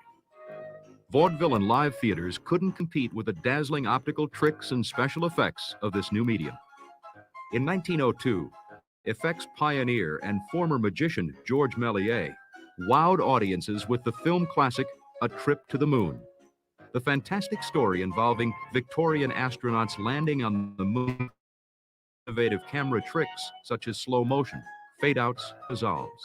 The programs were short, they were about half an hour long. They didn't have to get dressed up. And so this became a movement that just transformed everything. In 1903, Edwin S. Porter devised an innovative use of film edit to tell a dramatic story. The result was the 8-minute feature, The Great Train Robbery. Based on an infamous robbery committed by Butch Cassidy and the Wild Bunch only 2 years earlier, The Great Train Robbery became a box office sensation and paved the way for modern movies. Well, The Great Train Robbery was made by the Edison studio, and it's significant in a lot of ways. It was enormously popular. I mean, in fact, in an era in which films probably were designed to be shown for about 6 months, we have evidence that it was still being shown in 1908. It was very popular because it was one of the first films to really tell a coherent story, and also one of the first films to make action at the very center of its storytelling. The middle class and the kind of guardians of culture became rather disturbed and thought, what is this kind of working class entertainment that's grown up without us giving it our approval or our guidance? The possibility of a whole other culture in America that was no longer under the control or the sponsorship of the traditional guardians of culture worried people very much. And in fact, in 1908, the mayor of New York City demanded that all Nickelodeons be closed as a menace to public safety and health. The Nickelodeons weren't the only concern of the guardians of culture. In St. Louis, a piano maker named G.H. Stark used the mass publication of music as an incentive for the public to buy his pianos. In the fall of 1899, he published a new composition by Chop called The Maple Leaf Rag. Cultural critics complained that ragtime music was dangerous and degraded American society. A Saturday Evening Post article warned of a plague of coon songs, skirt dances, and all the rest of the tawdry crew. But the popularity of the new music grew. And like the movies, technology made popularity profitable. Phonograph records were sold for the first time in 1901, and ragtime and jazz music soon dominated record sales. The debate over the social evils of popular culture would continue on through the century. Many critics warned of mixing what they called high and low cultural forms. But for W.E.B. Du Bois, the issue was quite different. It isn't the mix of high and low that scares these people, he wrote, but the mix of black and white. In 1904, the problem of the 20th century will be the problem of the color line. Du Bois said that at a moment in history, at the end of the 19th century, where the status of people of African descent throughout the world was defined by two fundamental political, economic, social institutions or systems. In the United States, Jim Crow segregation defined the oppressed existence of Black people. Outside of the United States, it was European colonialism. The two systems of economic, political, and racial domination had many parallels. Around the world, violence was flaring up at the color line, as it had in the Philippines. In 1900, a popular rebellion in China had broken out against foreign domination. The Boxer Rebellion was quickly and brutally suppressed by an alliance of European nations. But colonies were beginning to show more willingness to revolt against their imperialist overlords. the world had been broken up into spheres of influence. There was the British Empire, French had their sphere of influence throughout North Africa and Southeast Asia. The Germans had begun to carve up parts of Africa, as well as the Italians coming in. As a matter of fact, by 1914, about 85% of the globe's surface was under the control of some European power. In 1904, Japan provoked Russia into a war annexing Korea and taking control of much of Manchuria. Russia was beaten badly in the 3-year Russo-Japanese War. All of Europe was shocked by the defeat of a white nation at the hands of one of the so-called mud races. Back in America, Du Bois wrote, "The word white has overnight lost its magic." For Russian Tsar Nicholas II, the embarrassment of losing the climate was already revolutionary in the Russian cities and the Russian countryside as well, with the whole thing being triggered into open rebellion by the Russo-Japanese War and the Russians' defeats at the hands of the Japanese in the Far East. The war effort had caused a severe downturn in the Russian economy, and millions had been thrown out of work. Russians were cold, hungry, and angry. On a Sunday night in October 1905, a group of several thousand approached the gates of the Imperial Palace. The palace guard opened fire on them. Bloody Sunday, as it was called, sparked a widespread revolt. The revolution was so spontaneous and short-lived that Vladimir Lenin, leader of the radical Bolsheviks, wasn't even in the country to see it. Hearing about the events in Geneva, Lenin rushed back to Moscow just in time to see order restored to Russia. He was immediately arrested for treason and exiled to Siberia. Then the Tsarist government of Nicholas II forced to make concessions, had been an absolute monarchy, and they agreed to grant a constitution, although it turned out to be a very limited, not to say phony constitution. But it was enough to split the liberals and the radicals in the revolution and to restore order for the time being. Nicholas's announcement of a Russian constitution quelled the uprising, but the scent of revolution remained in the air. In England, too, signs of the decay of the British Empire were evident. Though few could yet believe it, the empires had seen their heyday. In 1901, when Queen Victoria died, the British poet Rupert Brooke wrote, "It seemed as though the keystone had fallen from the arch of heaven. Even London prostitutes were Black Queen's funeral."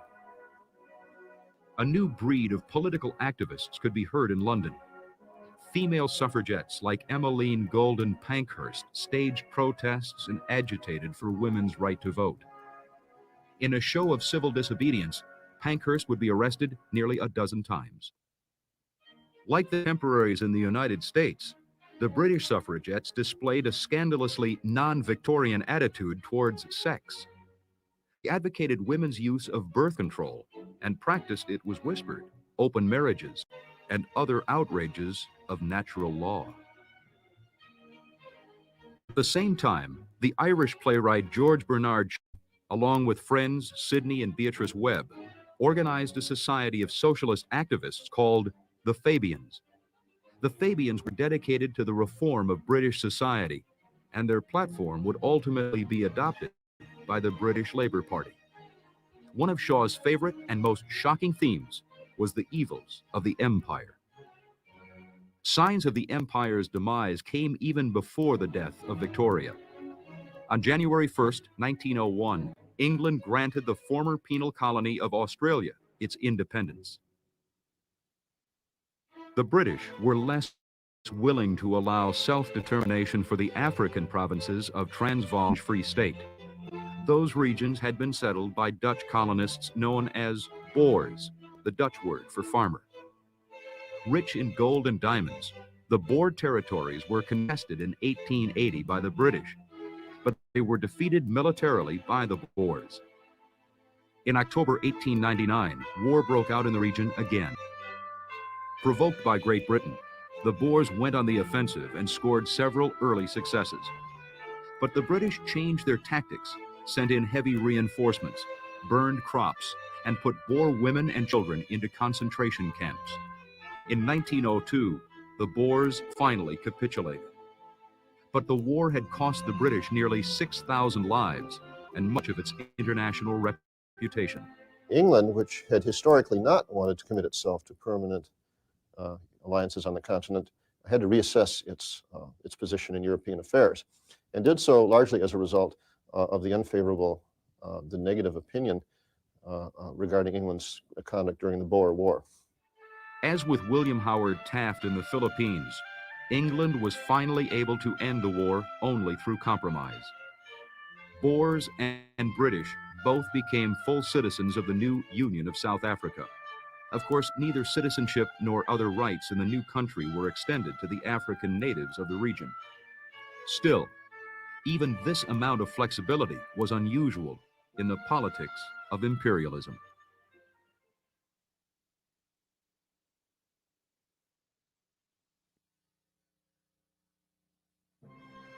The greatest threat to the European way of life came not from the colonies, but from within Europe itself. The Austro-Hungarian Empire had for decades maintained informal control over border regions in the Balkans, nominally a province of the decaying Turkish Ottoman Empire. In 1905, the Austrian government decided to make its control formal and announced the annexation of Bosnia-Herzegovina. Anger and fear swept through the capitals of Europe over the impudence of the act.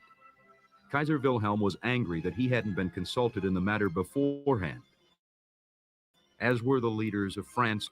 Russia, which felt a bond of kinship with the Slavic Serbs, was angry that the action had taken place at all. The threat of war was imminent. With Russian backing, the Serbs prepared to declare war. But the backing would not come. Nicholas, beset by domestic troubles, was sympathetic, but would not commit to another war so soon after the defeat by Japan. Instead, Serbs formed a militant group called Mlada Bosna, or Young Bosnia, dedicated to disrupting Austrian rule.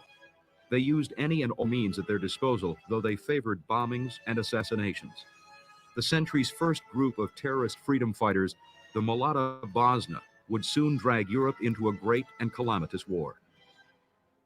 The storm clouds of 2 world wars were gathering over Vienna. On a holiday in 1909, the Austrian Emperor, Franz Joseph, paraded his horse through a cheering crowd that included Leon Trotsky, Adolf Hitler, and Joseph Stalin. The trio went entirely unnoticed that day. It was almost as if the young century, patiently awaiting its hour to come, was content to watch the grandeur of the old century pass by.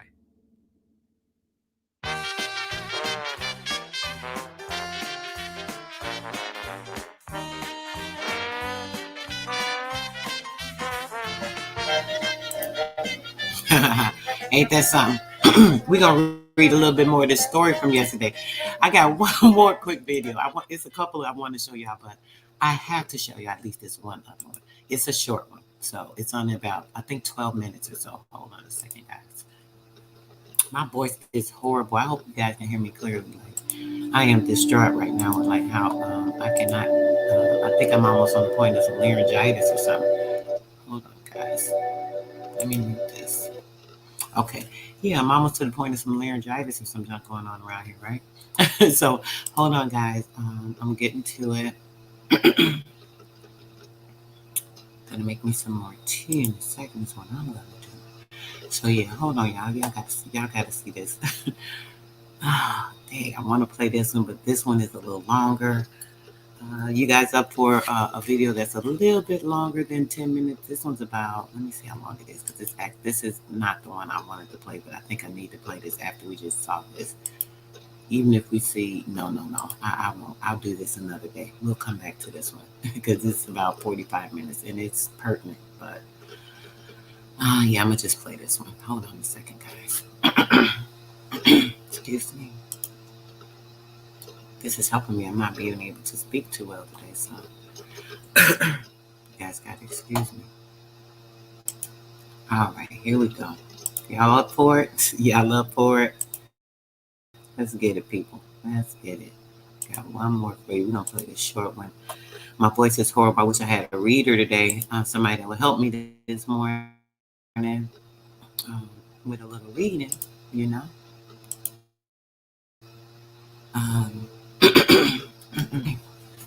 Gonna make me some more tea in a minute.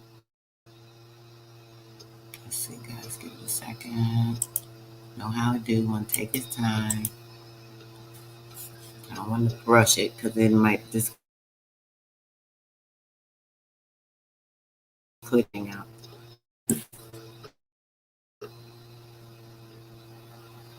Let's see.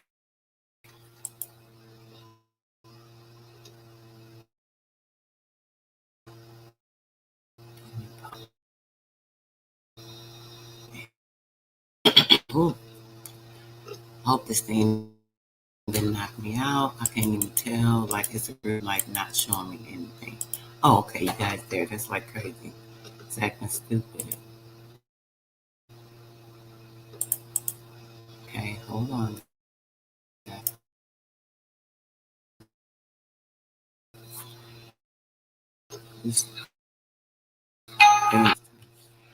Okay, this is acting real ignorant. I'm here. I'm here. Hold on. Hold on. I don't know if y'all can hear me or not. The screen's acting real stupid, but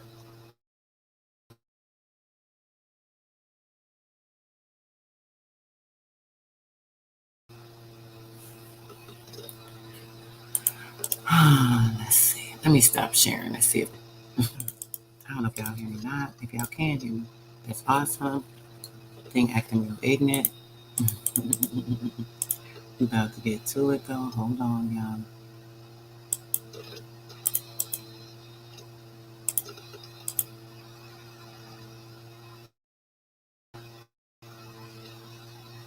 And all this. I don't know if y'all could hear me. I was talking. It wasn't showing anything like.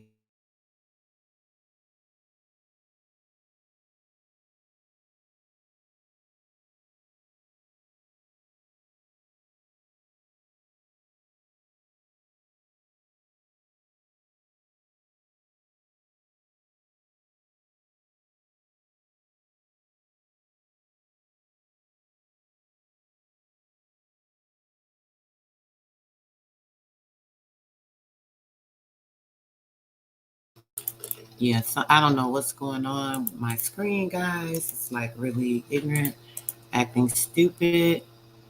Okay, there we go. It was like stuck. I don't know if you guys could hear me or not, so let's get to it. Hold on a second. All right.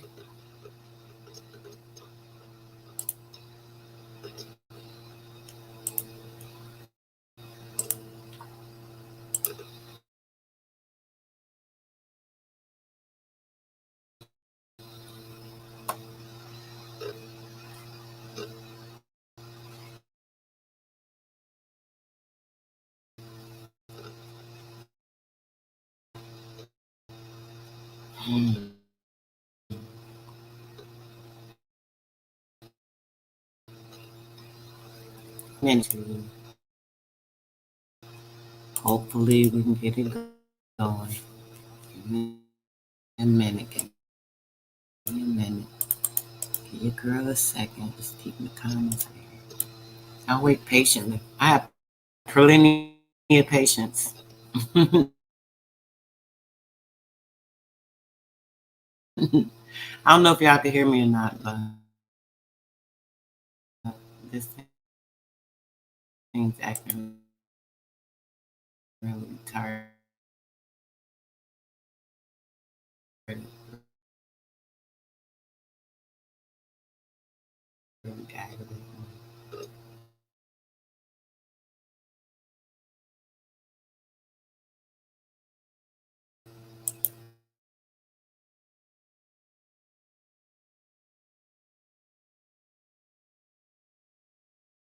So give me a minute.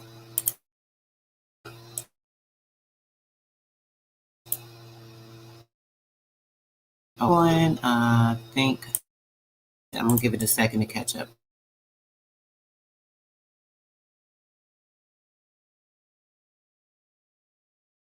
Because you know it's trying to shut me down. I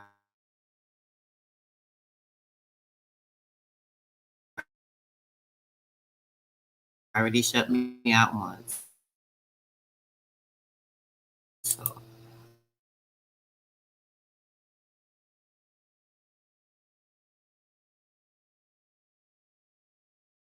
let's just see what it do, guys. You know,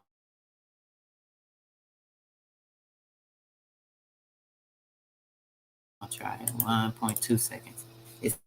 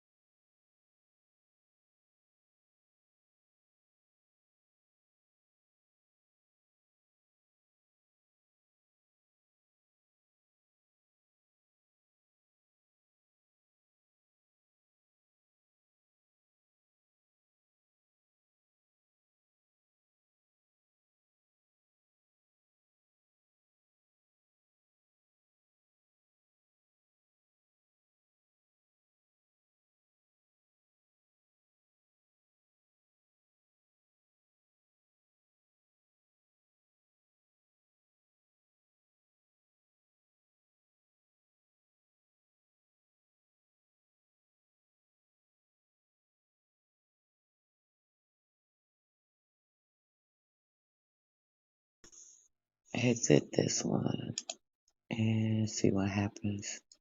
All right, guys, hold on. Let's see. All right, guys, hold on a second. We back at it. Hold on, guys.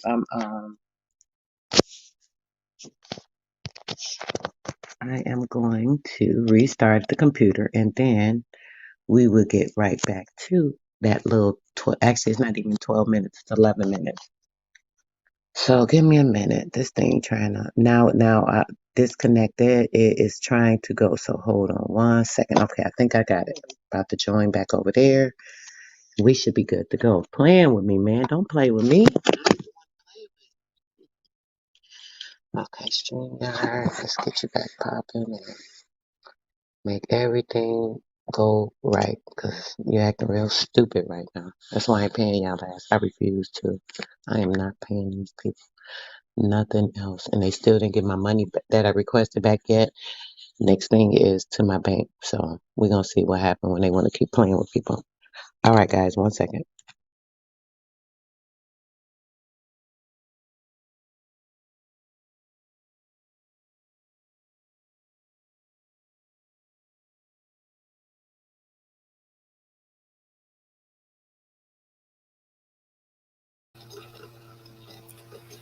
StreamYard the freaking rudest, man. Like for real, they play with people too much, especially when they taking the money. Yeah, but I know there's no sound. I'm sorry, I had to leave and come back. This thing's acting stupid. You already know what it do. Every time we trying to get this info out, it just start acting retarded. Like, come on now. So yeah, I had to go to the phone, get in there with y'all for a second, get back to the computer. Now I'm back on the computer. And I had to exit the studio, but now we're back at it. We got it. Hold on 1 second. Let's get it.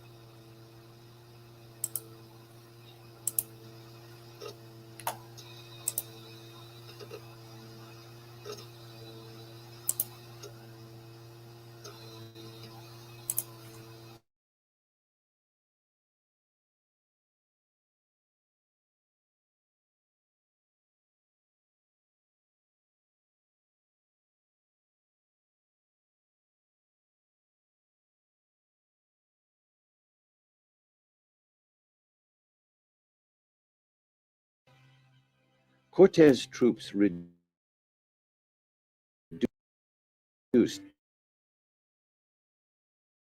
They killed many of the city's inhabitants and overthrew their leader,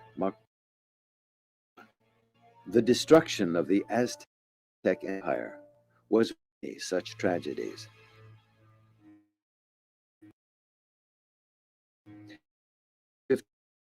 Francisco Pizarro sacked the Inca.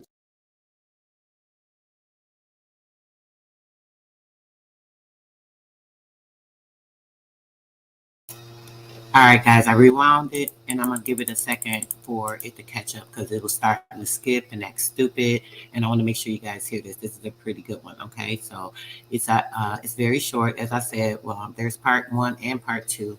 I'll drop the link. If you guys want to go back to see part 1, you could just go to this one, and it will link you back to it. But this is part 2. So it should give it a minute for any type of delay or buffering. So let's see how we're doing now. 1 second, let's try it.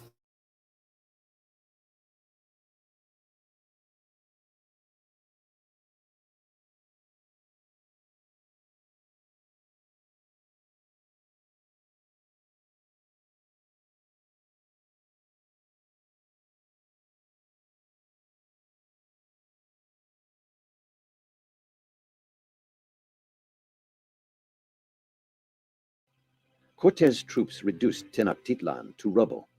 They killed many of the city's inhabitants and overthrew their leader, Moctezuma. The destruction of the Aztec Empire was one of many cities. During the 1530s, Francisco Pizarro sacked the Inca Empire in Peru. His brutality was equal to that of Cortez. During the 1540s, the Mayan people of Central America were also overpowered.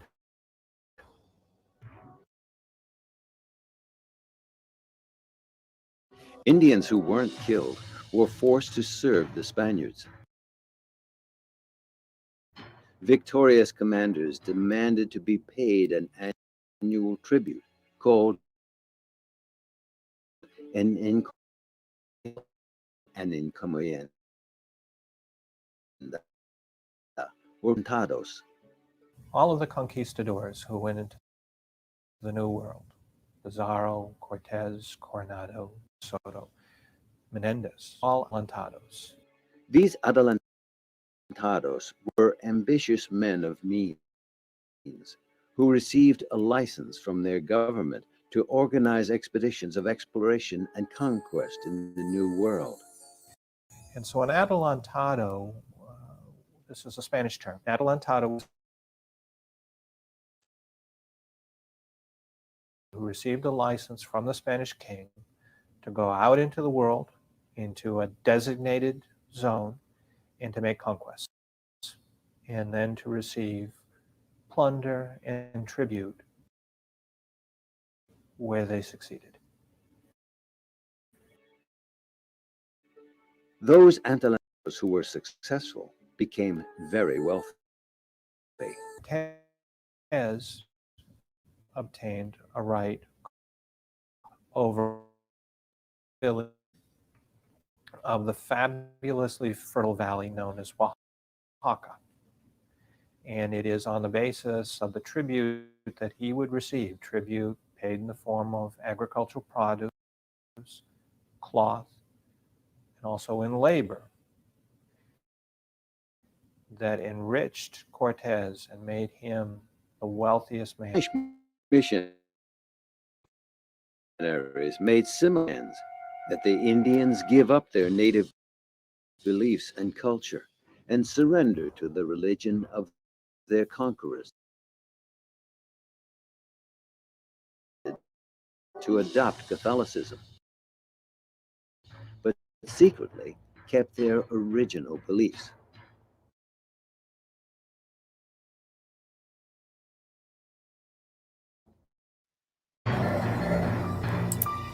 StreamYard.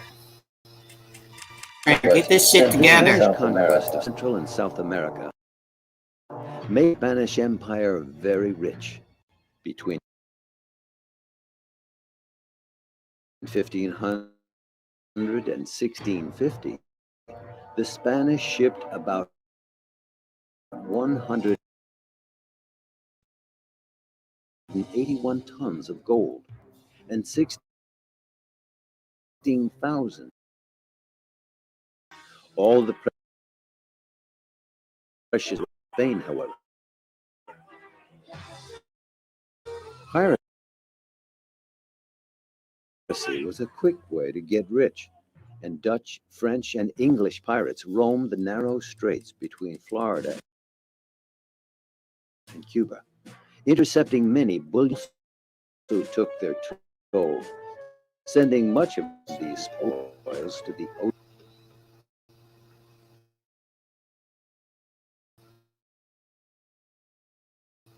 ocean bottom. Today, these waters are a favorite hunting ground. We're gonna hold on a second, try and let this stupid ass stream catch up. Hopefully it can catch up. Hopefully it can catch up. You know, we're gonna give it a second or what have you, right? But you see this, they took what, all that gold, where the streets were paved and freaking gold. They just walked through and they were looking like, what's going on around here? All these jewels and gold and all of that going on, right? Craziness. Peace to everybody in my chat. You know my chat is the world. Like everything is over here with us. Like if it ain't going on over here with us, like what? We had all the great energy over here. I like the positive energy. It's all leaning over here. Y'all come in here, it'd be always some good energy. I love it. Shout out to y'all this morning. I hope you guys are having like an awesome day. You know. Empress said, take my time. Thanks, sis. You see, they playing with me as always. They forever want to destroy our stream. They don't want us to buy. They don't want us to get to it. But we at it. Oh, sis, I should start a whole new live, sis. Dang, this thing only got like 8 minutes. I hate to do that when we yeah, it's acting real stupid. What you got over here, bro? Dang, I wish I can get that photo app. What you sent me, Chat Alpha? If I can't click on the chat, all I'm able to do is show the comment. Send it to my email, bro, so I can get to check it out, whatever it is you sending me. Real quick, because I can't see what it is. Yep, gold, all of that gold. Talk about it, bro. Solomon's gold. What? They came in and did what? Excavating our shit, as always. Man, we full of it. I'm so tired of these demons.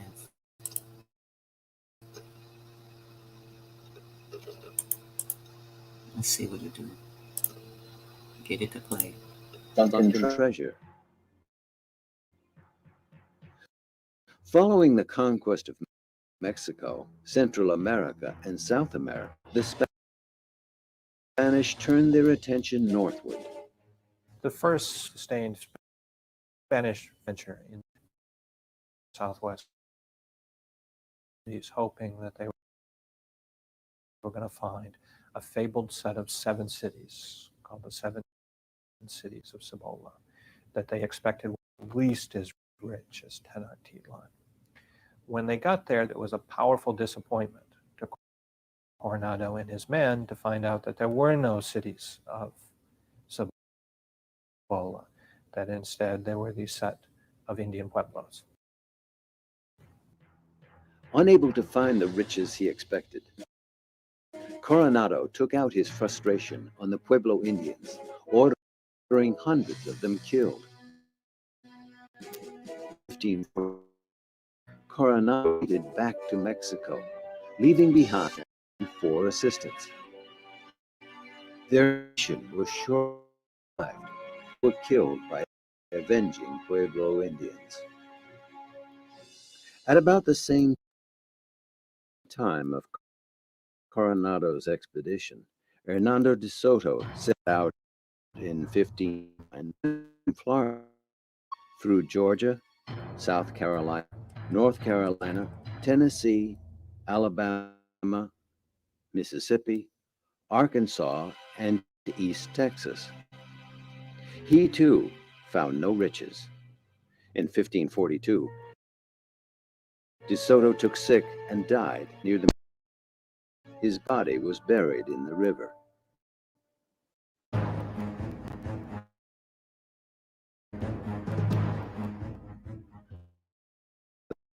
Failed expeditions of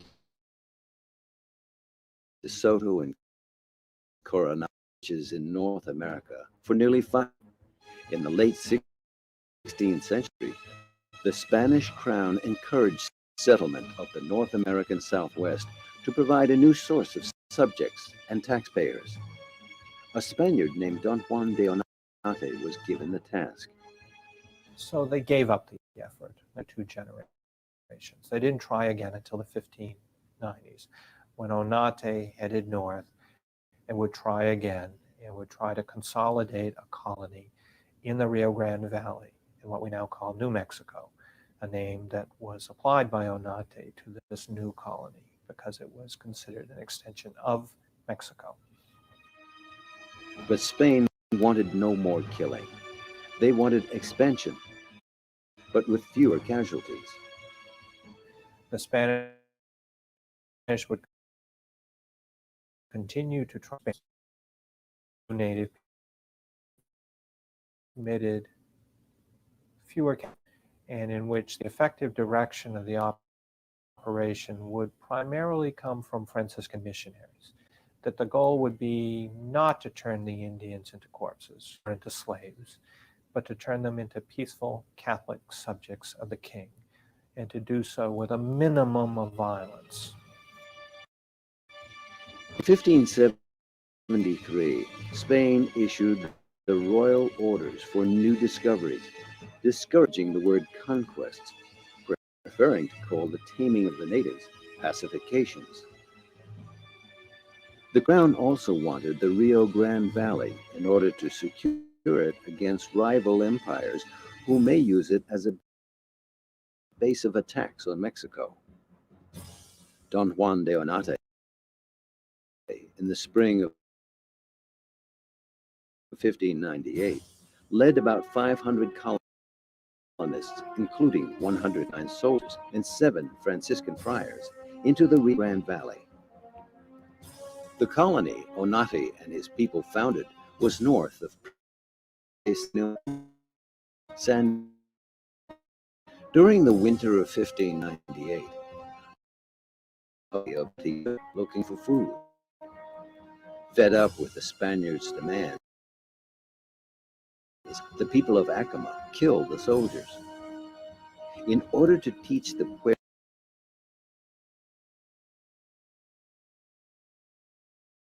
Pueblo people, 1 month later, Onate's troops invaded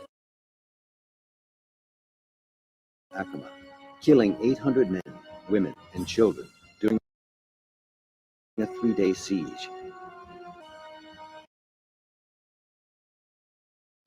The Spaniards took 500 survivors captive.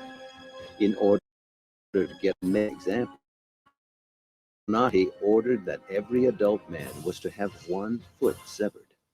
And the point of cutting the foot to pain and to make a visible example, but also to discourage them from running away.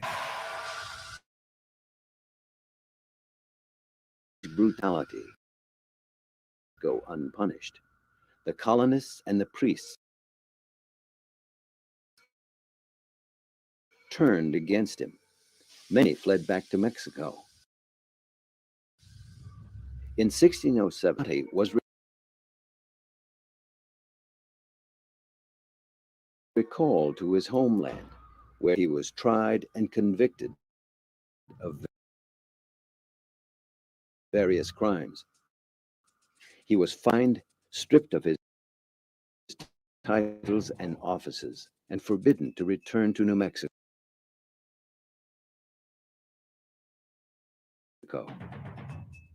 Today, the native people still remember the cruelty of the Spanish conquistadors, as in villages like Acoma. But tourists are still welcomed. Our mesa here was occupied back in 1150 AD. In our Acoma language, we call our mesa here Apu. That mesa there we call Katima.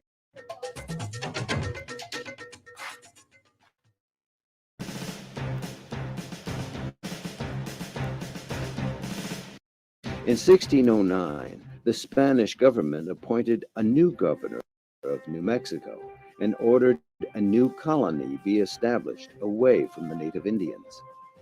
The new governor was Pedro de Peralta. The new colony was of Santa Fe. Isolation spelled poverty and hardship for the Santa Fe colonists. Spanish manufactured goods, clothing, metal tools, and other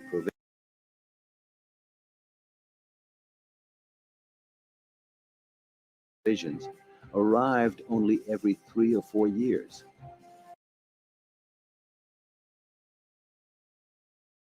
The trail to Mexico City was hazardous, to say the least. The 6 months' journey often ended in the death of the travelers at the hands of known as Jornada de Muerto, death.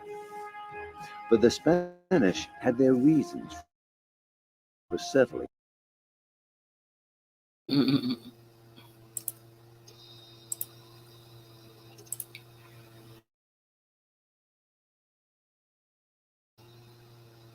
So we reached our 2-hour point, guys. I'm a little, I was hoping I could sneak one more in.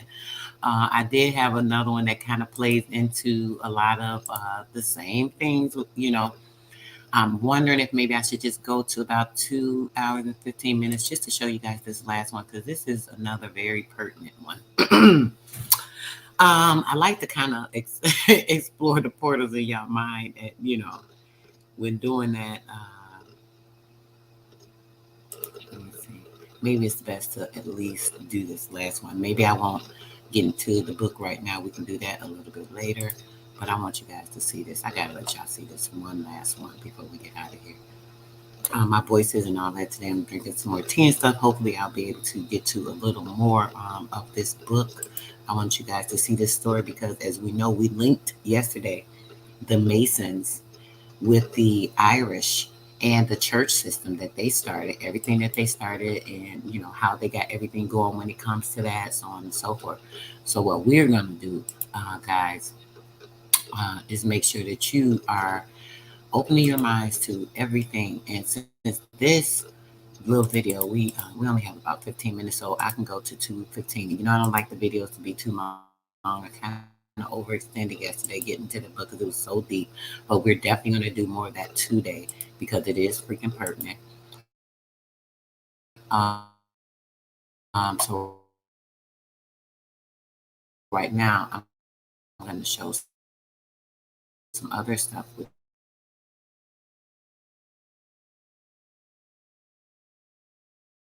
you guys really quickly. And we'll be out of here after this video. This is the last mind-blowing information you guys are going to get from me today. So come on. Let's see how it do. If it's going to act right, it's going to act a fool, what it's going to do. We're going to see if we can get it played before we get out of here. Or if I got to do the trick I just did a minute ago. We'll see. It's saying it's sharing, so in a minute. Get it up.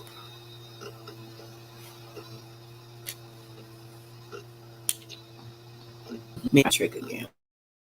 We just did.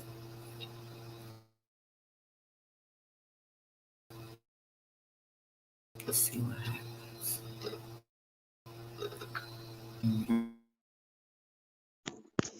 All right, guys, I'm gonna shut this one down and let's try and get everything going again because now it's fine since I stopped the StreamYard. So hold on. The video's going good. Let me go back to the StreamYard. All right, give me a second, guys. And we should be all set, hopefully. This thing's retarded. It's retarded. Okay, hold on. Let's see. Enter the studio. Leave here. Let's see what happens.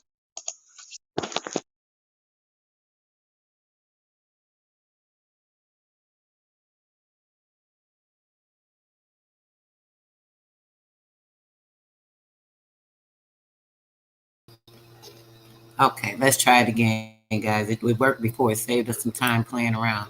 So now we're going to see. Comment.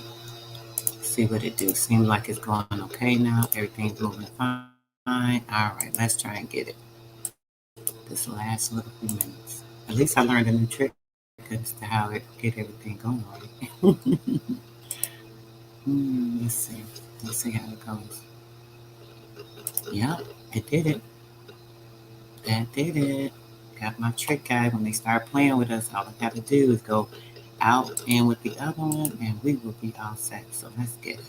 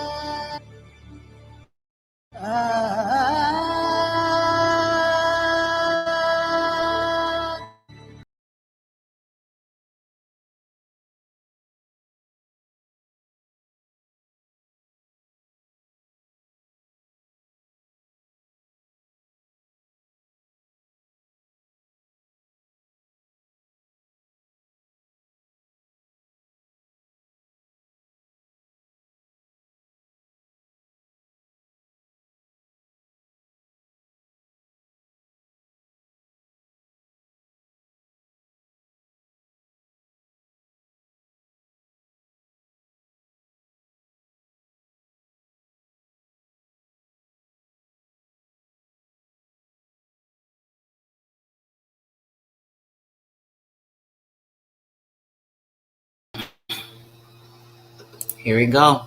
Here we go. So don't be talking about us. Yeah, I'm about to talk about y'all ass. We about to show it too still. Get right back to it. Think we ain't some bullshit. And I'm gonna take it right back.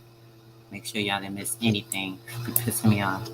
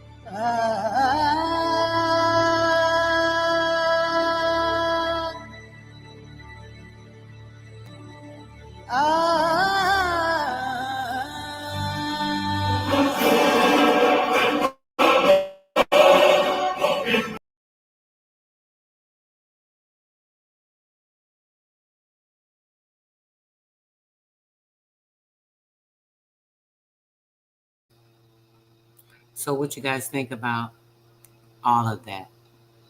Everything we watched from the beginning. Grand day to you, brother. What's up, R.L. Smith? Yeah, everything we watched from the freaking nut job that they have ruling over us that has no common sense. He took a what do you call it? Cognitive dissonance test the other day because they want to prove that he's just a fool because they want to bring in Kamala, the other demon. So we know that that is not even the same person that ran with Obama. We showed the pics that these are two different people. So with watching those things and bringing in these portals of information, right? I'm just wondering how many people's minds were blown, how many people had their eyes open to even more truth. We woke over here already. It's not even a question. We already woke. You know, it's just that when we dig and we find more information, or we find more things in regards to what's going on or what's been said. I'm gonna drop the link in case anybody want to come up real quick before we get out of here. I know that a lot of this stuff was crazy. All of the videos were dissemination of breaking down truth. You know, I do a lot of videos to let you see things because visually, when you're able to see things, it actually breaks the mind open, knocks down those walls. Those portals of information can flow freely when you're looking at what's happening. You can figure it out with your own mind. Your mind lets you see the truth. As we're watching the video, as you see people are putting in the comments, hey, this is that, this is this made me think of that, because we see the lies. We are woke, we are awakened, we are enlightened to facts and truth and information. So we can tell what's going on. And when we see and watch these types of informational builds, it kind of allows us to extend ourselves even further in our mind in unraveling this information. People, you know, have been making videos about, you know, the history is not important. You know, people are talking about this, what about the this, what about the that. I mean, we've been having the same things going on for hundreds and hundreds of years. The same women have been misused, abused, mistreated. The same children, you know, I mean, it's been children and women and children, and the men. More so women and children. Now, more recently, when people want to make a thing out of or a hashtag out of something that's going on that's harmful to our children, I just don't get it. I don't know what the popularity thing is. You know, I want to make something. I go on a platform and I mention that, you know, everybody's doing these builds, but I don't hear people showing things protecting the women and the children. They're talking about these things, but no one's doing anything. Next thing I know, a couple of days later, there's hashtag PTC, and oh, we got to protect the children. People doing all these builds, every build, protect the children, protect the children. They just like wearing it out. Like, what's going on? Like, do y'all do things for fun, for a show? You know, you guys hear something, one thing, and everybody jumps on the bandwagon because they think it sounds good. I mentioned to you guys about the business barter system. Now I hear people mention that, oh, we want to start a business barter system. It's like, goodness gracious, guys, can you have an idea of your own? I've been trying to do this for the past year. No one's really been active. I have about 13 members so far that are ready to get going with this, and we're going to keep adding on to that. When we get to a certain amount, we'll have our first meeting, because I already have this. This has been a plan I've had for 6 years now. This isn't anything like new. You know, people are, you know, wanting to start friction with people. They want you to pick sides of who you with. If you're watching this person's video, if you're in their chat, then don't come over here, or that I'm unsubscribing from you now because you're over there in their chat, and you know this and that. I've got, like, in the last 2 weeks, so many phone calls from all these different people that are so-called community leaders that get up here and consistently talk about each other all the time, back and forth, all this badger, and you know, they want to make this person look so bad and say what they're doing is so good, but I don't see anything anybody's doing. Like, what are you doing? Nobody's out here doing anything. Like, literally, everyone's bragging about what they're doing. I did this, I did that. They do one or two small things and they think they solve the world's problems. I'm confused. What are you guys actually doing? Talking about powwows, this and that. Okay, who do powwows? That's for the Native Americans. We don't do powwows. That's not in our family. That's not my ancestry. I never knew about doing a powwow. My grandmother never told me about she did powwows or anything of that nature. We had other things that we did spiritually. So we have to get out of this childish nonsense. Exactly. Oh, do childish nonsense. People want to degrade people, man. I literally popped on a video yesterday, And I'm hearing the same thing. It's like, why do people want to keep degrading people? They love to downgrade other people so they can try and make themselves look bigger. And they don't know they look so small. You must be a small person if you're needing someone else's energy to actually grasp upon to try and enlarge yourself to a bigger scale. And you're not doing that. You're like totally off. You really look stupid. Like, especially coming against me. I'm gonna just say that. Anybody coming against me, y'all got a problem. Something is definitely wrong with you. You know, I could care less about what a person thinks, feels, or says. I don't play games with people. I'm a grown woman. I stand on my own, as I've stated before. I don't know if people are offended by me saying I stand on my own because I'm not picking sides and choosing sides. I'm not in high school. I'm not in grammar school. I'm not a child. I'm a grown woman. I do what I want to do when I do it, how I want to do it. And nobody can confirm me or confirm me with anyone. No one can call me and tell me different stories about the other person. Oh, this person, that, this person, that. You know, I hear this from all of y'all. Each one of y'all, every person that I've talked to privately, just know that I've talked to all of y'all privately. And what's sad is that each one of y'all, when I've talked to y'all, I'm new. So I'm speaking on my feelings. I'm trying to get a feel of what's going on. And when I talk to you guys, everyone's talking about what this person did. They did that. I'm doing this and they not doing that. It's like so crazy. Like, why is it because I'm new? Everybody wants me on their side. And when I don't pick a side, now people want to unsubscribe from me. It was hilarious yesterday that I found a couple of people. I ain't going to even mention their name. You know who you are. You unsubscribed to me for what? Because I was on one person's platform the other day. I can go where I want to go. I don't belong to none of y'all people. I don't belong to nobody. Nobody's paying me. No one's doing anything for me. I don't see anyone encourage me. I don't even see nobody backing me up.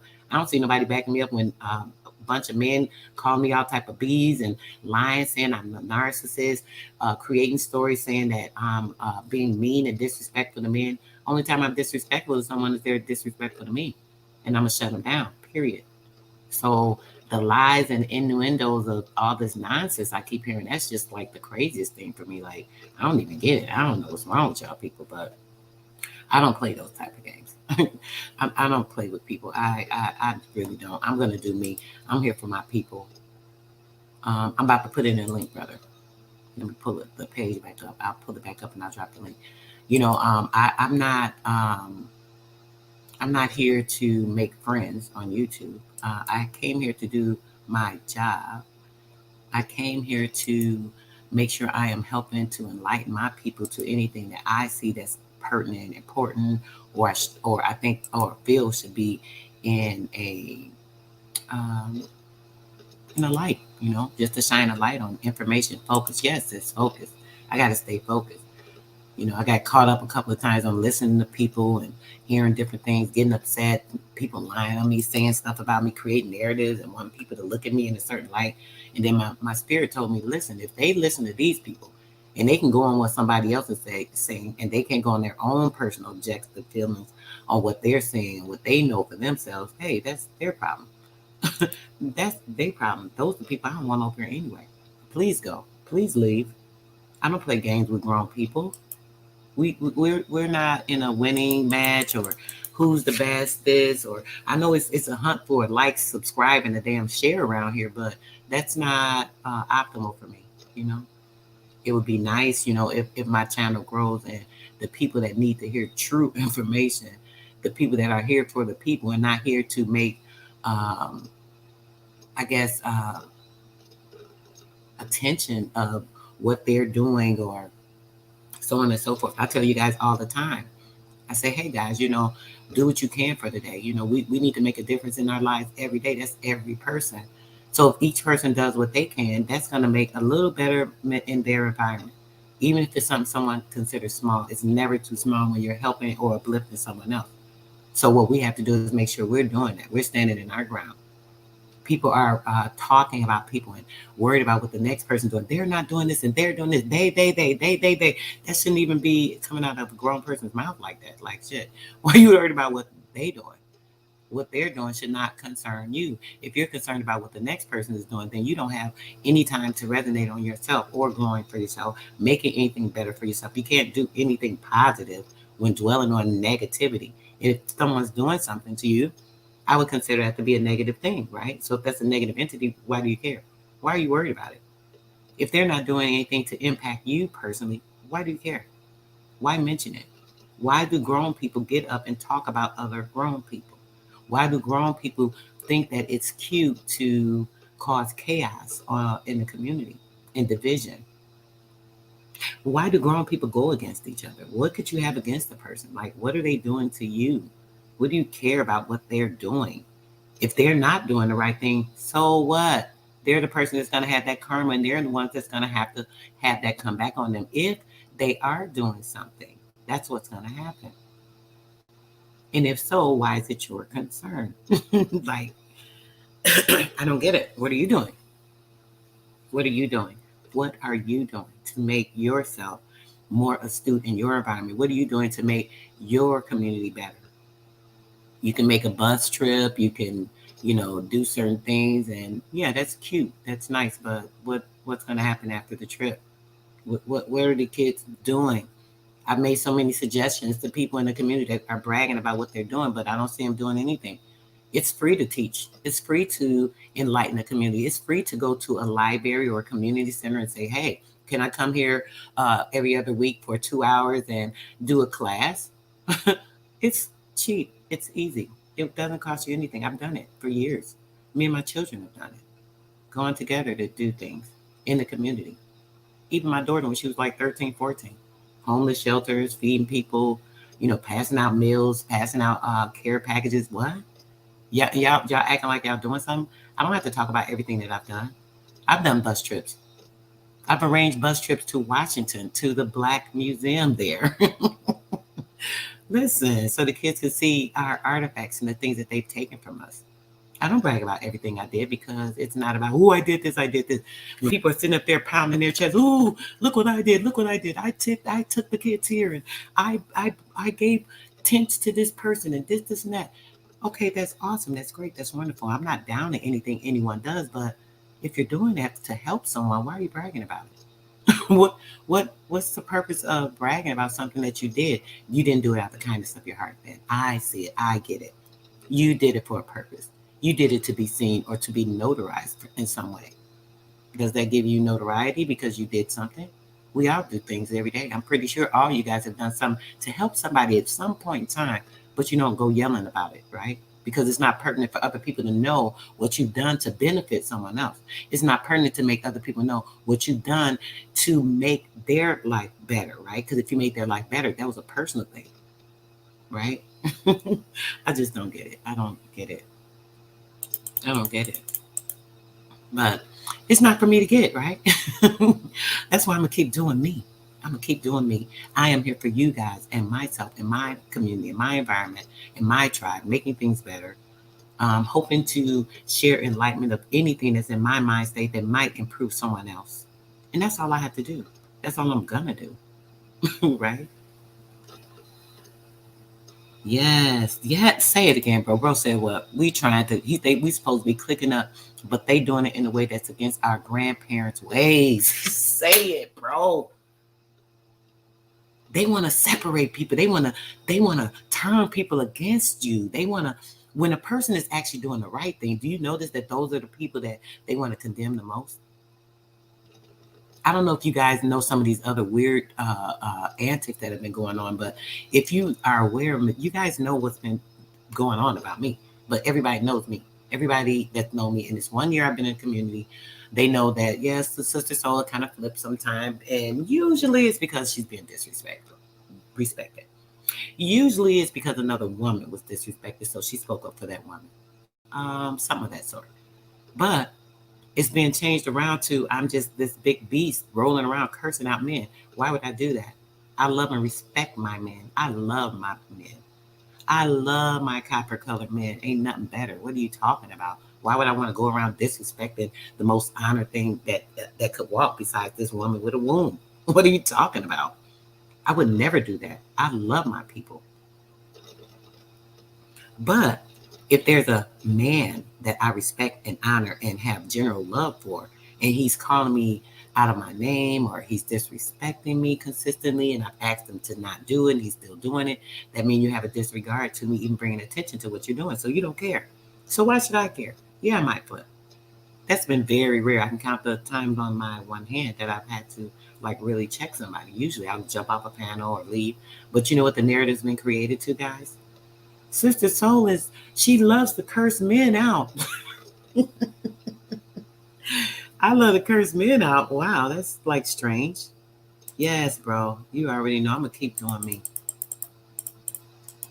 I don't love to curse anybody out, let alone a copper colored person out. Anybody else, that might be a different story depending on what's going on. But like my people, shoot, the love and respect I got for y'all. Do y'all know how highly honored y'all are? Do you know how valuable you guys are? Do you know how much the work, not only on the outside, but the inside, everything that you build to take care of yourself, to do with yourselves, you know, a healthy, yes, it's a healthy self, having a healthy mind, body, and spirit. These things conjoin and can make everything just so much more powerful and awesome. And just because you're here with me right now, I already know where y'all head at. I already know where y'all head at. Y'all not playing no games with nobody. Y'all obviously don't want to listen to gossip and innuendos and lies about people and things of that nature. That shows you have a strong mind. You have your own mindset. You're standing on your own. You're not listening to what someone else is saying and going on there. Oh, they said this, so I believe that. I mean, come on, don't be duped. don't be duped. Use your mind. Use your intelligence. Use your intuition. Use your discernment to know what's best for you, to know where you should be, to know where you should be led to know what's going to be safe for you, to help you to enhance yourself, right? These are the things that we have to do. Oh man, guys, we went like way over. I'm almost at 3 hours. I said I wanted to go 2. Now it's at 2:38. Yeah, we're about to get out of here, guys. I don't want this video to be too much longer, but we're definitely going to do a video this afternoon. What I did notice too, guys, if you guys can, make sure you're tuning in every Sunday and Wednesday. Let me put it in the chat. Every Sunday and Wednesday, Main Radio is live with Sister Soul at 6 p.m. Central Standard Time. Now, what I've noticed over the past 2 weeks, every Sunday and every Wednesday, there's someone that's creating a live at the exact time that I do my main radio live. The funny part is these same people, they know I do my show on Sundays and Wednesdays at 6 p.m. Central Standard Time. I've been doing that since I've been around YouTube. These same people that supposedly support me, and all of a sudden they're doing lives at the same time that I do my show. I just found that very odd. Hey, maybe it was unbeknownst to them, even though they've known it for months. I mean, hey, I don't know. People forget things, okay? If it's not important to them, I'm not important, so shit. Maybe they just forgot. But either way, I just find it strange, people that have not even been doing live. As soon as I go to their platform and do a live with them, all of a sudden they're just live, happy. They just got all these things to say and so much to talk about. They want to be the light in the community now because they see that other people are doing this and that. Everybody want to be a star. This shit crazy. Everybody wants some type of recognition as to what they doing. Everybody, oh, now look what I'm doing. I'm the good person, and all these other people are so horrible and so bad. Shit, what you doing? Come on, man, y'all some clowns. The whole community of clowns. So what we got to do, guys, we got to open our minds up to know what's real and what's not real, right? We have to know what's pretentious and what's not pretentious, right? If you're not able to resonate with that and discern for yourself the truth from a false reality, I mean, your girl be trying to help you, but there's not much more I could do. I don't know what to say. It's a fight. It's a battle. You know, it's a lot that we're going through when it comes to all this. But hey, we just got to get it together. Yes, 2 hours and 40 minutes, guys. I definitely don't want to make this too much longer. Next thing you know, I keep running my mouth. We done went over 3 hours. Lord have mercy. So yeah, we're gonna make this end right here, guys. I love you guys. It's been an awesome build. I hope you guys got some good insights, some good information, some more portal busting information to show you some shit that these people have been building up, building the construction in your mind. You know what construction is? bringing something together, building that thing, right? So they've been constructing in your mind this story, this lie. And as you see it, and we break down all these disseminations of lies. I don't know any other videos that you guys saw last week. I've been sending out mad clarifying information for the past week and a half. I've been on it. I'm going to get into the Bible dissemination as well. That's very important, guys. Y'all got to get this info. I talk about it a little bit, but I'm going to be really more in depth into this with a very good build on it. So what I want to do is be out of here. Make sure you guys are astute to doing everything you can to do for anyone today, even if it's a smile. Like I said, you don't know how far it goes to get a smile. You know, sometimes people don't even receive a smile. People always looking at them like they're dirty, they nasty. Give them a smile, a hello, the voice of something positive to the next person. Even if you don't have anything physically to give them, a drink, a sandwich, a snack, some water, something of the sort, a couple of dollars, you know. A smile and a hello goes a long way. Make sure we're doing that. Yes, hugs given out through the community, bro. Hugs need to be given out throughout our community. Yes. And I am there for it. Hey, I'm a receiver and a giver. Nothing but love from inside me. So anybody want to give a hug? Hey, virtual hug, virtual. Ooh, feels so good. All right, guys. Love you guys. Peace, love, and blessings until later. And we'll be back with another live. Make sure y'all looking out because you know they be blocking my notifications. So I'm definitely going to be doing something else today. Yesterday I didn't because people kept going live. And I don't like to be in a competition, it seems. Oh, you're Empress. I'm sorry, Empress. I'm sorry. Please accept my apology. This is the third time I did that. So it wasn't this one time. And I think you corrected me before. So my forgiveness, sis. I apologize, babe. So yeah, make sure that you guys are doing what you can. As I said, make sure you're looking for the video later, even though it may not post for your notifications or what have you. But yeah, we out. Peace, love, blessings until then.